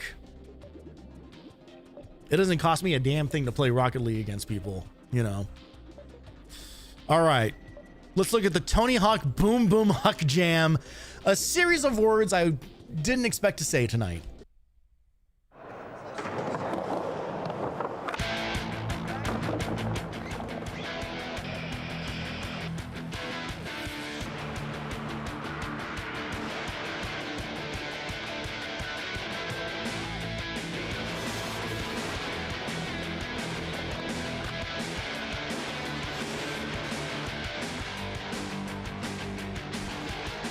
Riding your skateboard down 40-foot ramps and busting huge tricks wasn't dangerous enough, try throwing in a BMX rider competing for the same space and a 500-pound motorcycle whizzing over your head, and you've got Tony Hawk's Boom Boom Huck Jam. It also can't be overstated how fucking big X Games and these kinds of sporting events were in the early 2000s. Like, it was nuts. FIFA 14 actually has the carve out on needing PS Plus. I'm not sure I understand the sentence.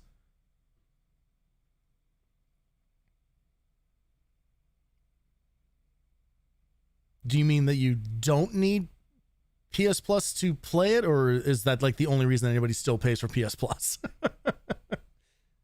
Boom Boom Huck Jam is basically a stunt show that includes music, motocross, skateboarding. You don't need a PlayStation sub to play it. Like crazy. The crowds that That's we've been crazy. getting for exhibitions, I mean, good, but skate crazy. parks and things that are more hardcore events has become overwhelming, and the only way we can really God, look at all the these audience tank for tops what and we do frosted is to get in an tips. arena and Why go does around everyone in the and crowd look do like all Fred this stuff on Durst? a napkin one day, and here we are about a year later.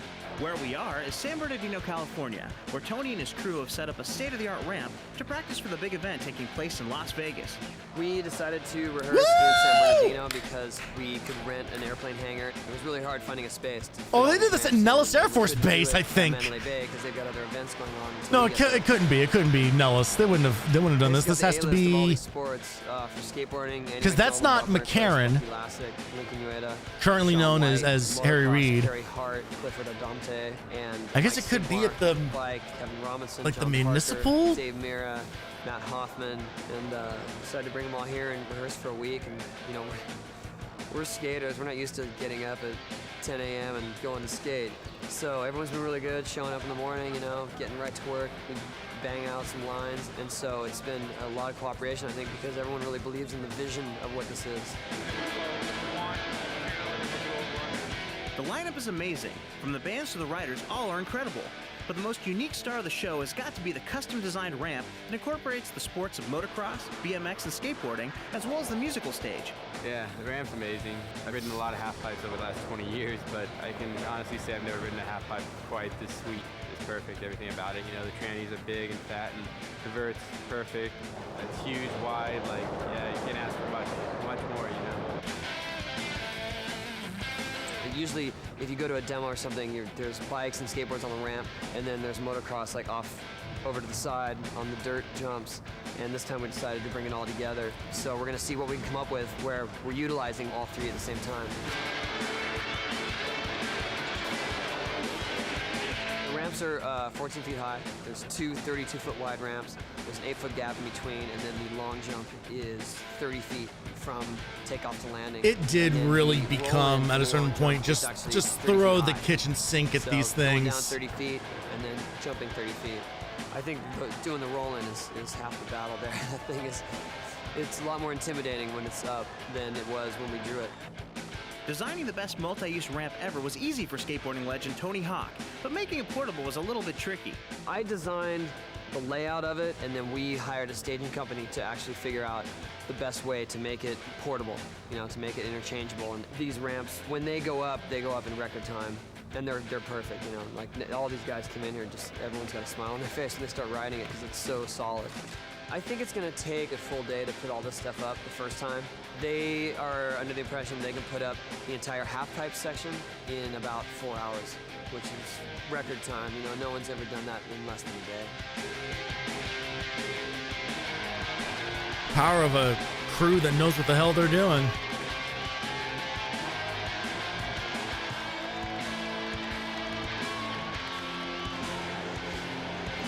Tony Hawk's Boom Boom Huck Jam will be on a 24-city tour starting this fall. On April 27th, several thousand fans got to check out the preview show at the Mandalay Bay Arena in Las Vegas. Some parts of the show were tightly choreographed, while others were left freeform.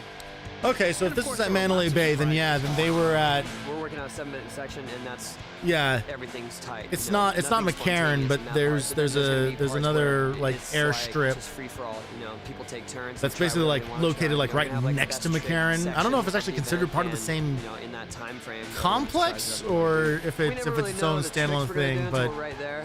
But we're gonna do a lot of stuff that involves all of us skating at once. That's the airstrip where a lot of like all the tourist flights come out of. And I mean like literally like the helicopter rides and the Grand Canyon tours, like that stuff. Really close and going over and under each other. And obviously the tourists actually fly into McCarran, but while we're going and chaos. Having multiple skaters on the ramp at one time kind of reminds us of playing Tony Hawk Pro Skater 3 online. I play Tony Hawk's Pro Skater as much as possible so we can okay, kind of a thin premise for your segue there, and I would know. Especially I have 3 kids, and I can only use that excuse so far that I'm working as I'm playing video games. I wouldn't want to compare it to playing video games. I think there's a lot of the same excitement, but crashing isn't an option. Because if one of us nails the other one, it just gets really dangerous. We all know exactly where we need to be, when we need to be there. You know, there's always a risk of falling, but actually running into each other, we just don't even consider that.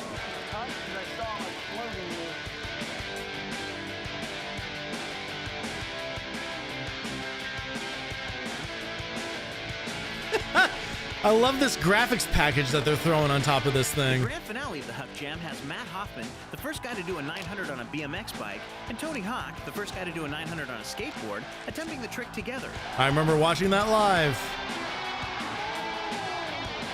Even though Tony and Dave didn't quite land the 900 this time, they'll have plenty more chances this fall. So look out for Tony Hawk's Boom Boom Huck Jam coming to a city near you. It's sure to be a heart-stopping event.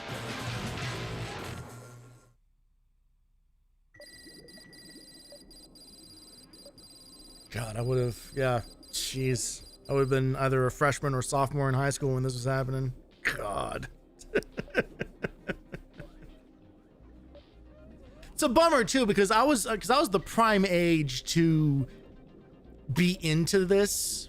And even then I wasn't really like super into it. I didn't like I obviously wasn't like following the scene or anything, but like skateboarding and BMX and stuff was still like it was like fresh enough to still be kind of like, it would get my attention when I would see it on TV, like on the rare occasion where I could actually catch an event or something like at like my grandparents' house or whatever. Like I would be kind of like, man, this is cool. I think my most experience with it was just playing Tony Hawk 4 on PS1. Like that, man, I have gotten like full completes on that game like multiple times. Like it is such a good fucking video game. Speaking of good video games, what's hanging out in the vault this time? Oh no, not one of the later Spyros. The later Spyros, the non PS1 Spyros, all bad. All bad. Not good games. All right, Need for Speed Hot Pursuit 2 making a return appearance. Downforce, is this an F1 racing game? Summoner 2. Why does that sound familiar? I feel like I remember like a Game Informer magazine ad for one of the Summoner games. Mark Cree is back. Draken is back. Yes, Rollback Alchemic Drive. That's a video game. The best game about dead grandmas. Disney's Treasure Planet is on the backlog, believe it or not. So I had a friend who got a PS2. We used to kind of like trade off spending the night at each other's houses. And when he first got the PS2, he spent the night over here with his copy of Metal Gear Solid 2. And we played through that game in its entirety over the course of the entire night. With no idea what the hell was going on. The next time we spent the night was over at his place. And so we still played a lot of Metal Gear Solid 2, but this time mostly just shooting seagulls on the bridge. And then one of the other games that he had, I think it was a rental actually, was fucking Treasure Planet. And so now that shit is actually on the backlog because I remember it being kind of neat in places. So we're gonna actually play a fucking Disney PS2 game eventually. More surfing games. Oh no, not a Superman game. Oh fuck me. Oh, and Kingdom Hearts is actually here in... Okay, this cannot be an actual demo. This has to be a video preview. The one who holds the key. Yeah, no shot they would actually put a demo. Travel beyond imagination, where new friendships are made, bright hopes and dark fates fuse together. Surprise is the only certainty. The tone of this is insane for what this game actually is.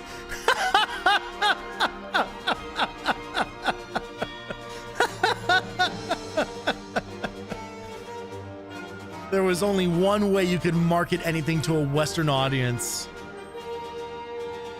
And you had to make it look dark and badass.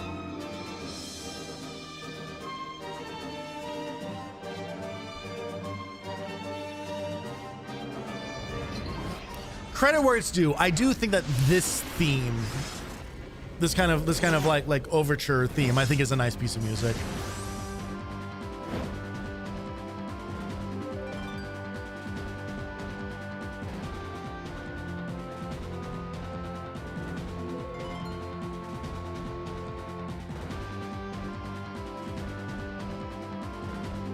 Still a lot of Japanese footage. So, man, so strange.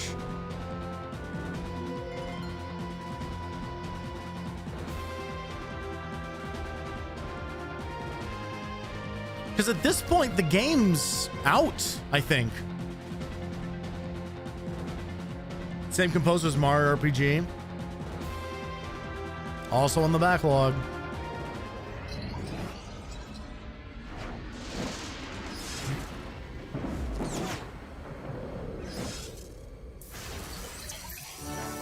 fucking stock sound effects, man.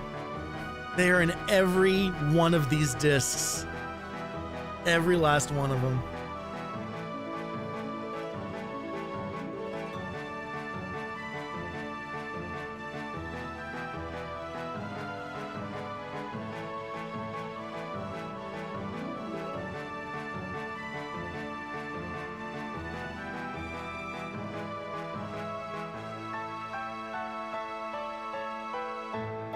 Probably won't be too long before I do a playthrough of Mario RPG.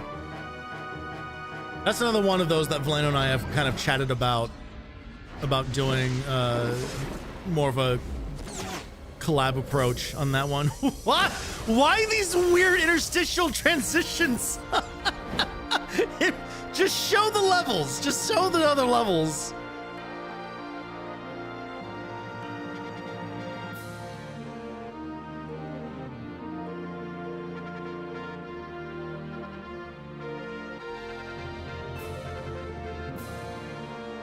Why is Cloud in Hercules' world? It's remake is actually good too, but won't say don't play the original. So the original is what's on the backlog. I'm interested in the remake for sure. I'm pretty sure I bought it because I just tend to do that anyway. But I definitely want to play the original one is the one that we would play through. Careful, Nomura's watching. Nomura can keep fucking watching, and I'm gonna keep telling him like it is.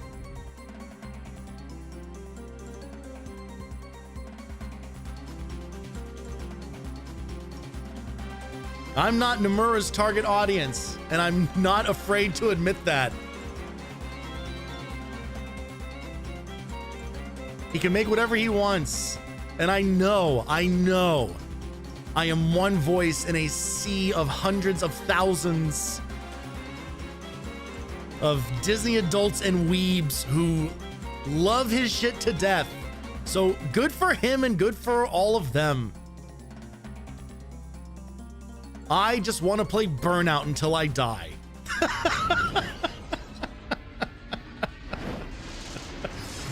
That's who I am.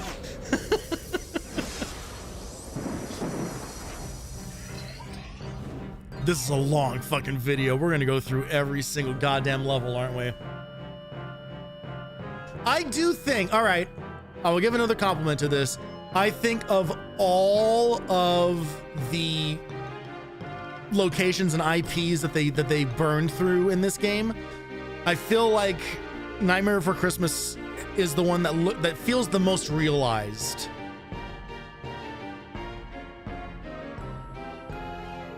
They capture all the original character designs really well, and they have fun transformations. Like the designs for like Sora, Donald, and Goofy, like in Halloween Town, are like way more interesting than any of the other ones that they do. Tron is an insane pull. Yes, it is. And that's how you know I'm serious about my opinion on these games, is that not even Tron was enough to pull me in. Follow the journey through multiple Disney worlds. And Tron is like responsible for my art style. Like Tron is 90% responsible for everything I design.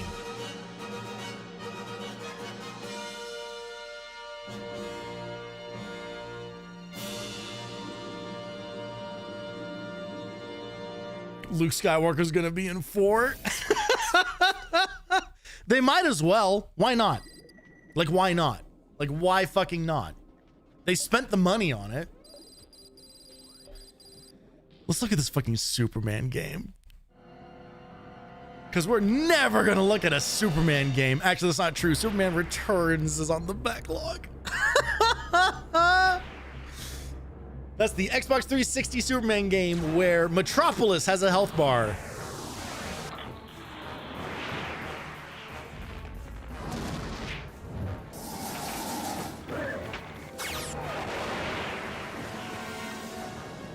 It is insane. that there is not a single good Superman game. They never ever cracked it. They never figured it out.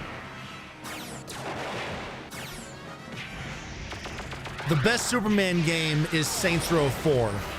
That's the best Superman game.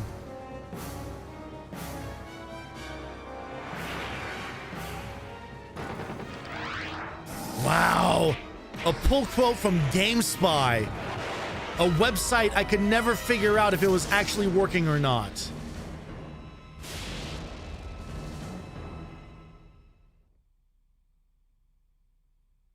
Oh, they blurred something out there. This must have been a catch-all trailer that included some branding they didn't want to include on their Sony PlayStation 2 disc.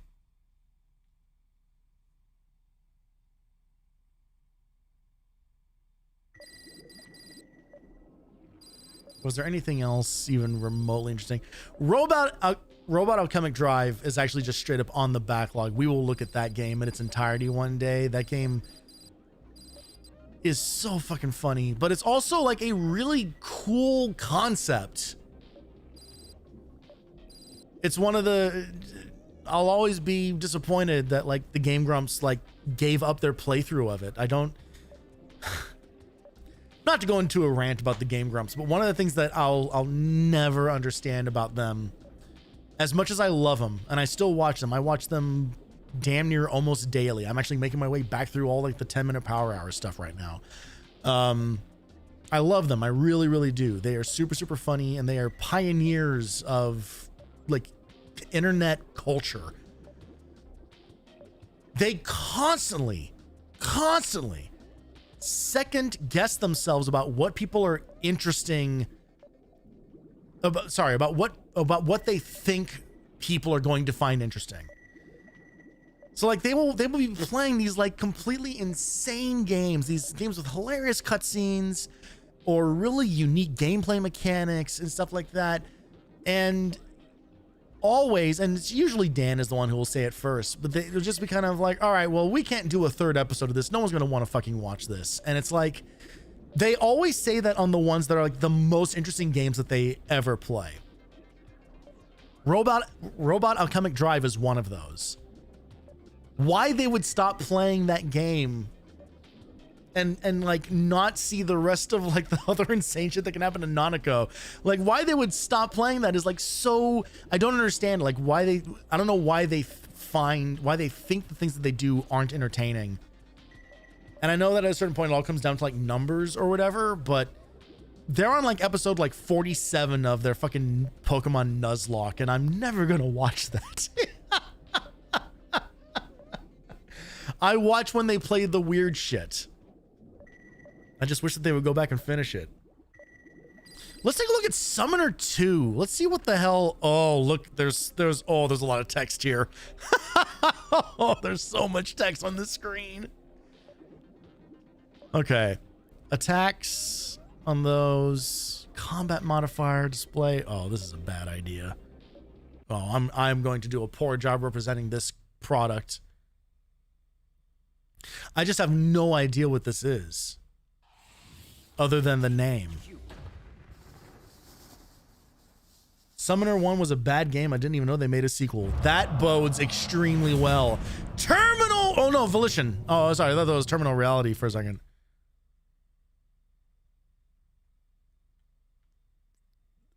This is a good screen to start with, I gotta say. Oh, of course we want vibration on. Oh, and it works. Again, you can't judge these games on the demo discs if there's like weird silence and stuff like that, because they would often like not include music tracks and stuff in order to save room on the discs.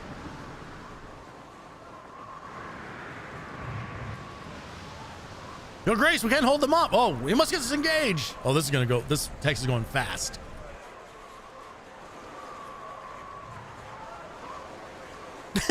I don't even need to press X. Like, it's just skipping through this dialogue like as quickly as humanly possible.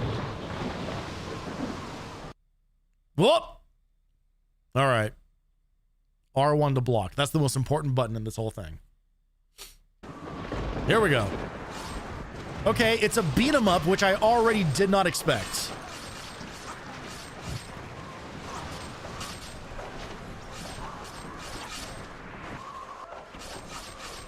Also, again, really important to remember that it is entirely possible that these games do not get represented super great via emulation, because we are emulating a demo of another game on a demo disc. So I'm sure that like the game itself is probably like fine as a standalone, because right now like the audio is like super fucked on this. Oh, hang on. Point in this game's favor, the camera's not horizontally inverted. So it's actually better than most PS2 games, just by default. This is an audio hellscape. This is... Yeah, this is very obviously glitching out. Oh yeah, there is dialogue. It is buried, absolutely buried. All right. Look, I know that the audio is super busted right now, but this also is not the most engaging thing in the world I've ever played. Also, they showed us like a lot of buttons at the beginning. Only 2 of them do anything: block, and regular attack.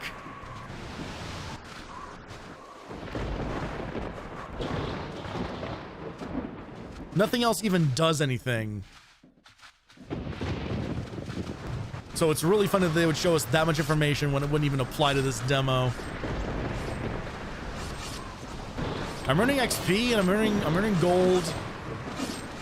So it is like it is an action RPG.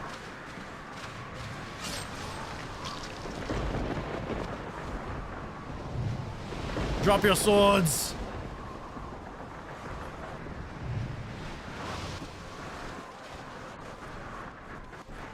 Visually, it's looking all right. Like, it's a pretty impressive, like, storm on the high seas we got going on here.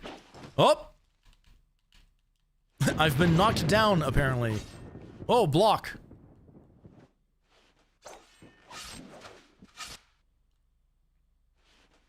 Block and counter. All right, I think I figured out the pattern here. Oh, fucking goddamn it! I gotta be careful. I'm down to half my health.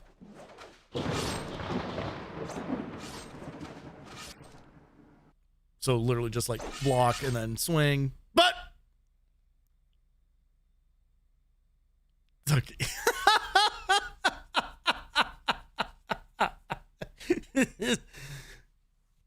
Pure silence. Oh God, it's a game from the early 2000s, so it's got to have slow-mo and bullet time in it. Legally required bullet time.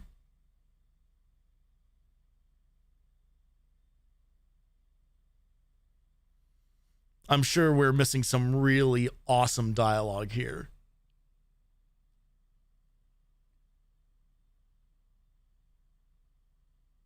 It's kind of interesting character design. There's some interesting design choices kind of all around here. Whoop, bit. Party received flaming cutlass.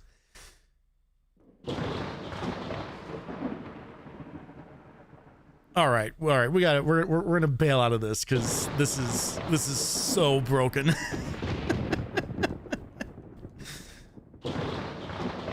Just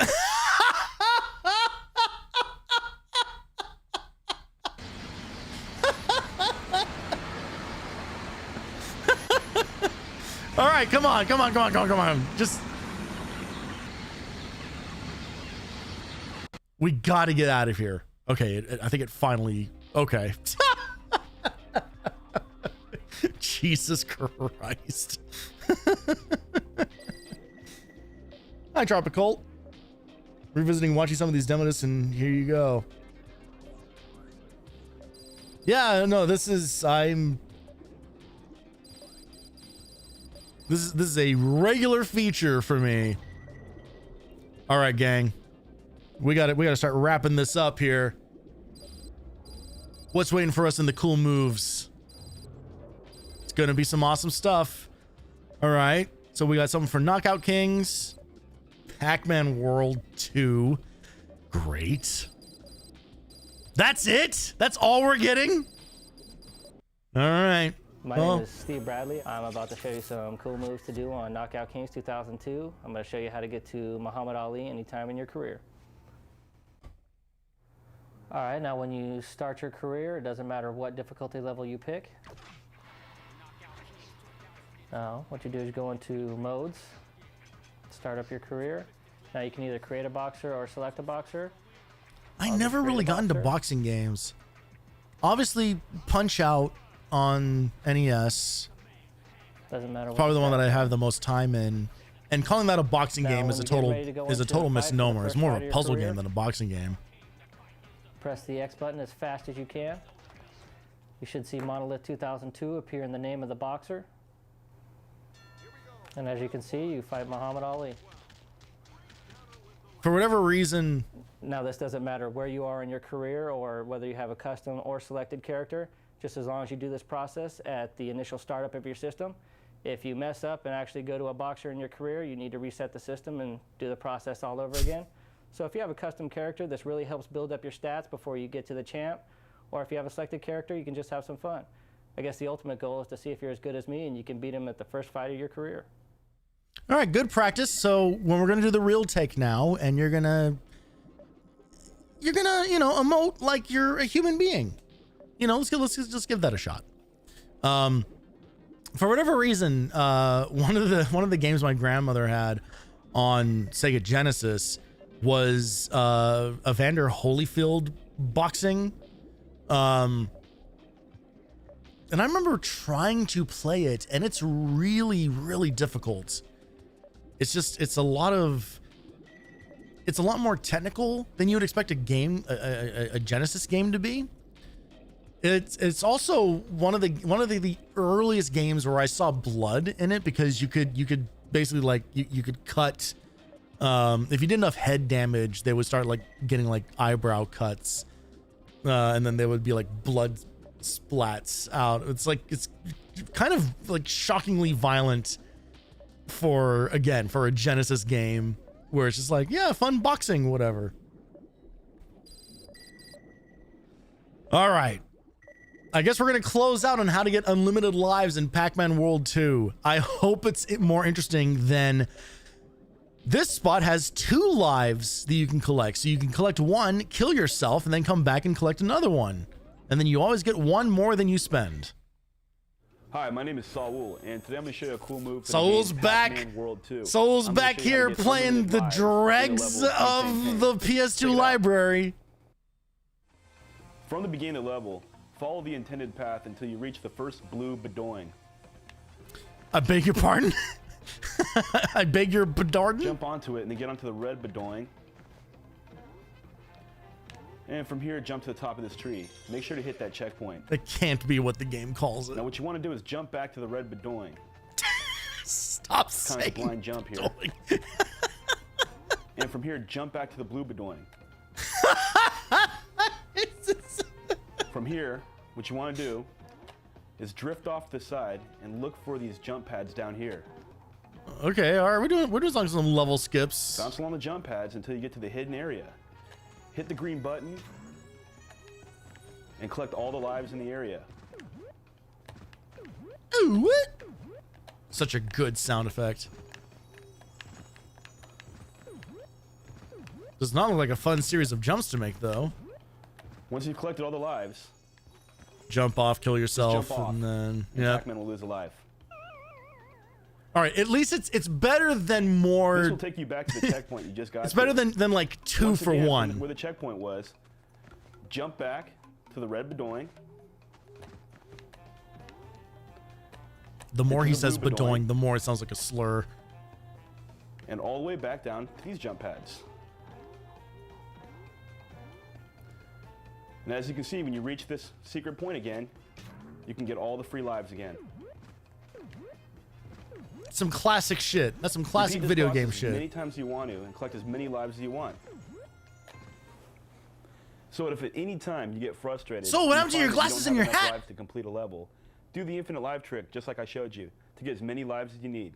So what? I think Solo may have been out late last night. He was either out late last night or it's somewhere around, let's say, 4:30-ish in the afternoon, based on his eye color there. You know what? If I had to sit around and play shitty PS2 games all day as part of my job, I would want to do it some form of inebriated as well. All right. Well, I think that's it on here. Let's double check bulletins, make sure there's nothing. Hang on. New things, hiddens. While in the bulletin, we do have stuff. Okay, hang on. While in the bulletin submenu main screen, press R1, R2, and the square button at the same time to watch a hidden movie. Great. Okay. While in bulletin, press R1, R2, and square. Got it. I can remember that. What's on the PlayStation calendar? Gear up for football season with great PlayStation gaming action and the coolest sports magazine around. Oh, boo. Boring. Who cares about ESPN, the magazine? That didn't come with any demo discs. Did you guys get the new demo disc from ESPN magazine? It has a bunch of 70s sports bloopers on it. All right. Well, then let's do this. Oh, I need to actually close out of this game to shit. All right, I have to reload the previous game. I forgot that this is a different emulator. So, all right, they're gonna do it for 61 here, but let's go back to 60 real quick to check out the thing that I thought we wouldn't be able to get to tonight.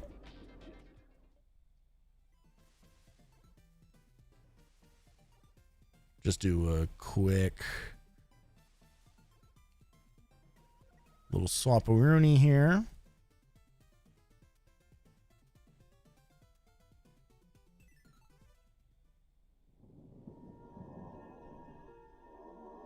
Welcome to issue 60 of the official. Yeah.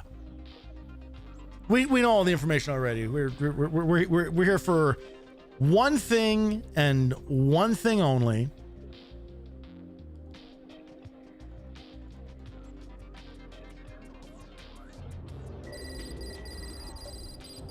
That one thing, of course, being R1, R2. Outtakes with Patton Oswalt. These will be hilarious. Here's Steve Burgess with a computer he won't let me use to get on the internet and check my porn out. Let's see, does it say Patton's porn? Yeah, where's my porn folder? Patton's porn. Yeah. Folders here. So I check my porn. Can't put that on a disc that kids will get to play. Right. Go around the back. Not bad. And also, contain that demon. Pretty good. And, yeah, thank you. We have to find the gem of Lochnar. All right? So just build a game around those three. You've got them now on audio, so just, yeah, audio.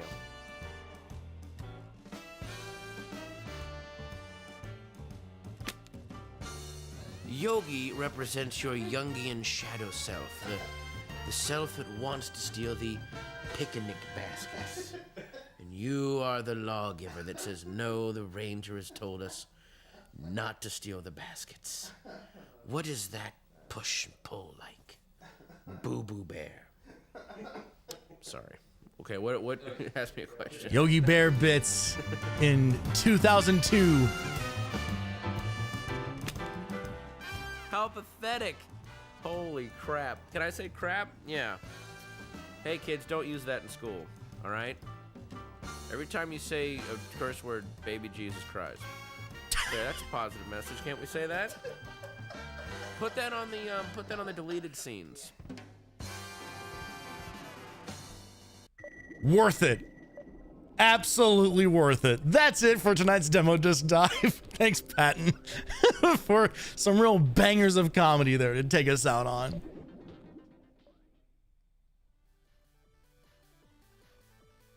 All in all, a solid pair of discs. Look, am I thrilled about the amount of Kingdom Hearts that was on these discs? Absolutely not. But it's just the sad reality of the world we live in, is that sometimes you just have to engage with things that you just have no interest in.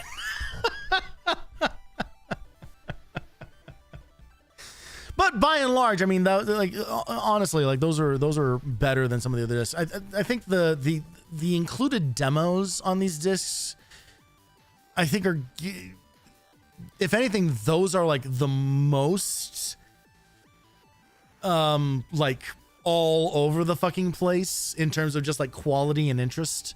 In a lot of ways, it makes me very glad to be able to do these kinds of streams like so after the fact, where I'm never going to be disappointed by like what demos are on these discs, right? Because we have the means to just go play those games.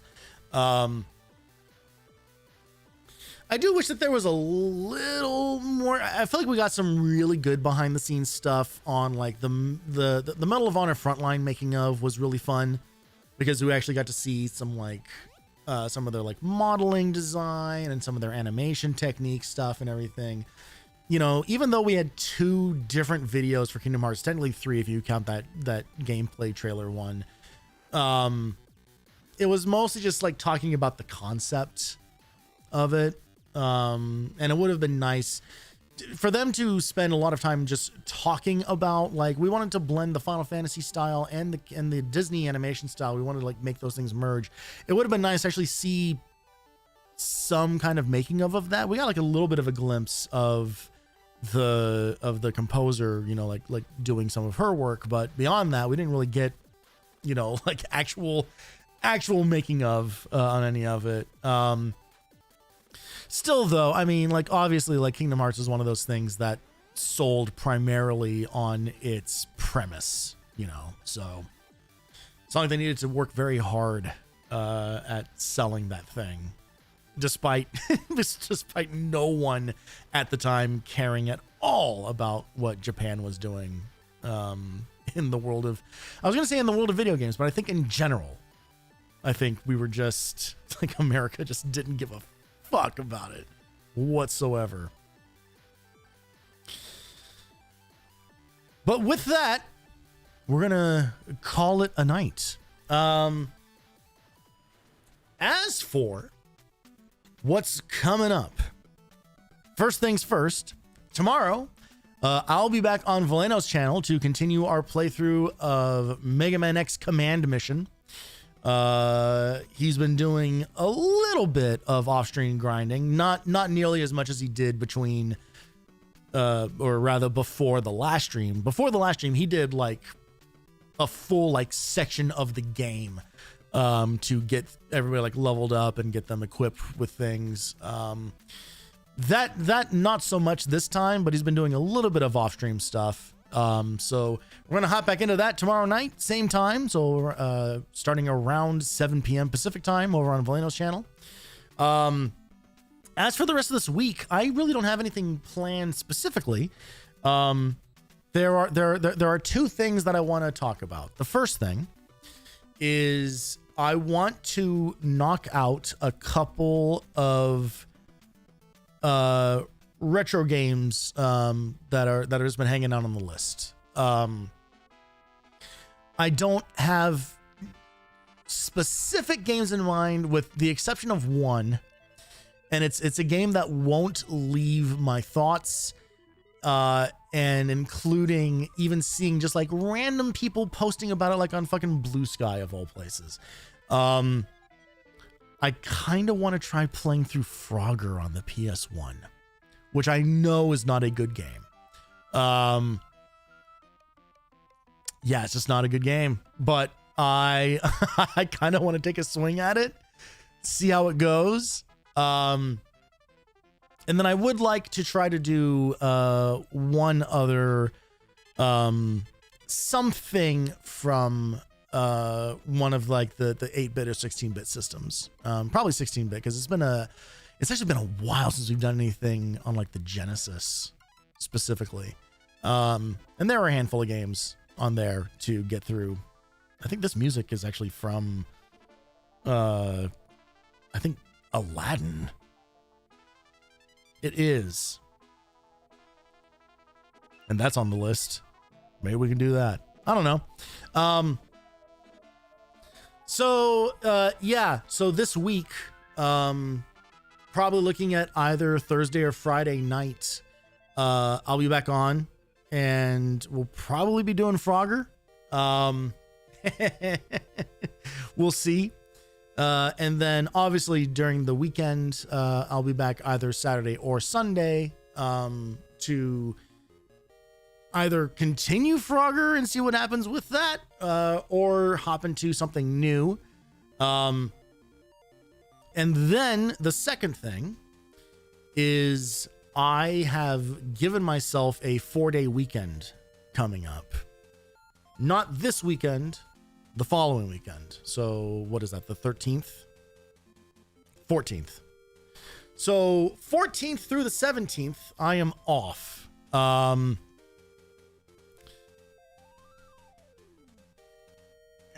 because it's going to be 4 full days, and I'm just taking them off because I just have vacation time that I just need to just burn through. Otherwise I lose it at the end of the year.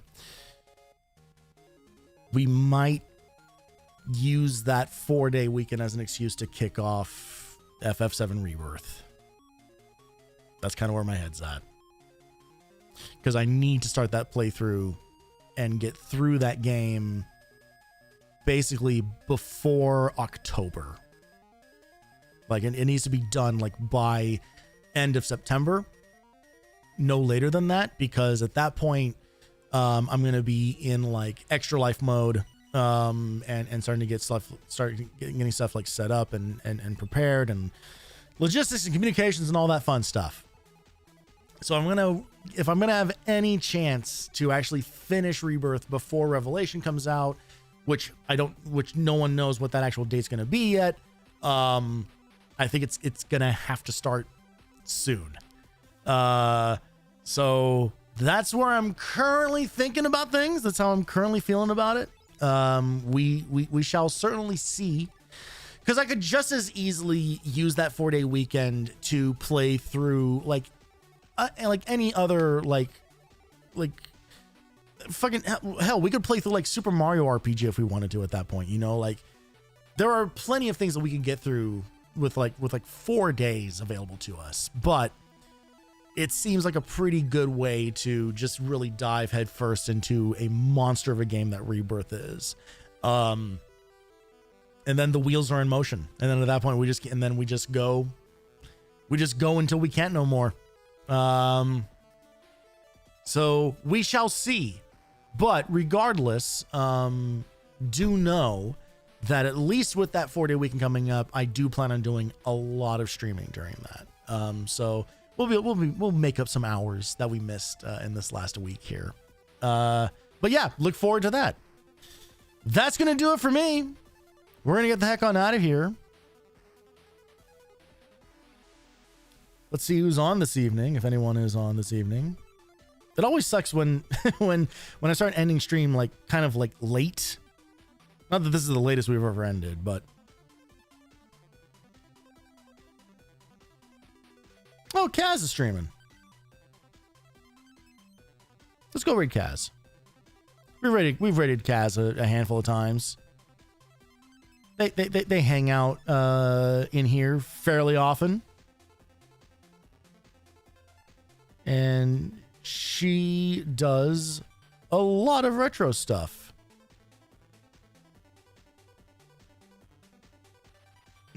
Apparently tonight she's playing Papa's Pizzeria, which is like an old like Flash game. So that's very unique, and we'll absolutely support their efforts in that. So go wish Kaz some love. Thank you again, you guys, for hanging out tonight. Sorry about the weird technical issues at the top there. It looks like everything balanced out by the end of it. I don't know that I have an answer for how to fix all of it, but we'll figure something out, I guess. Hopefully I can just get my fucking internet shit situated, because I guess Cox doesn't want me to give them more money. I don't know. Have a great night. Have a wonderful tomorrow. Please do come by Valeno's channel for some more command mission nonsense. I will be on very poor behavior as usual, I am sure. And yeah, have a great night. and a great week. And I will catch you guys all on the next one. Adios.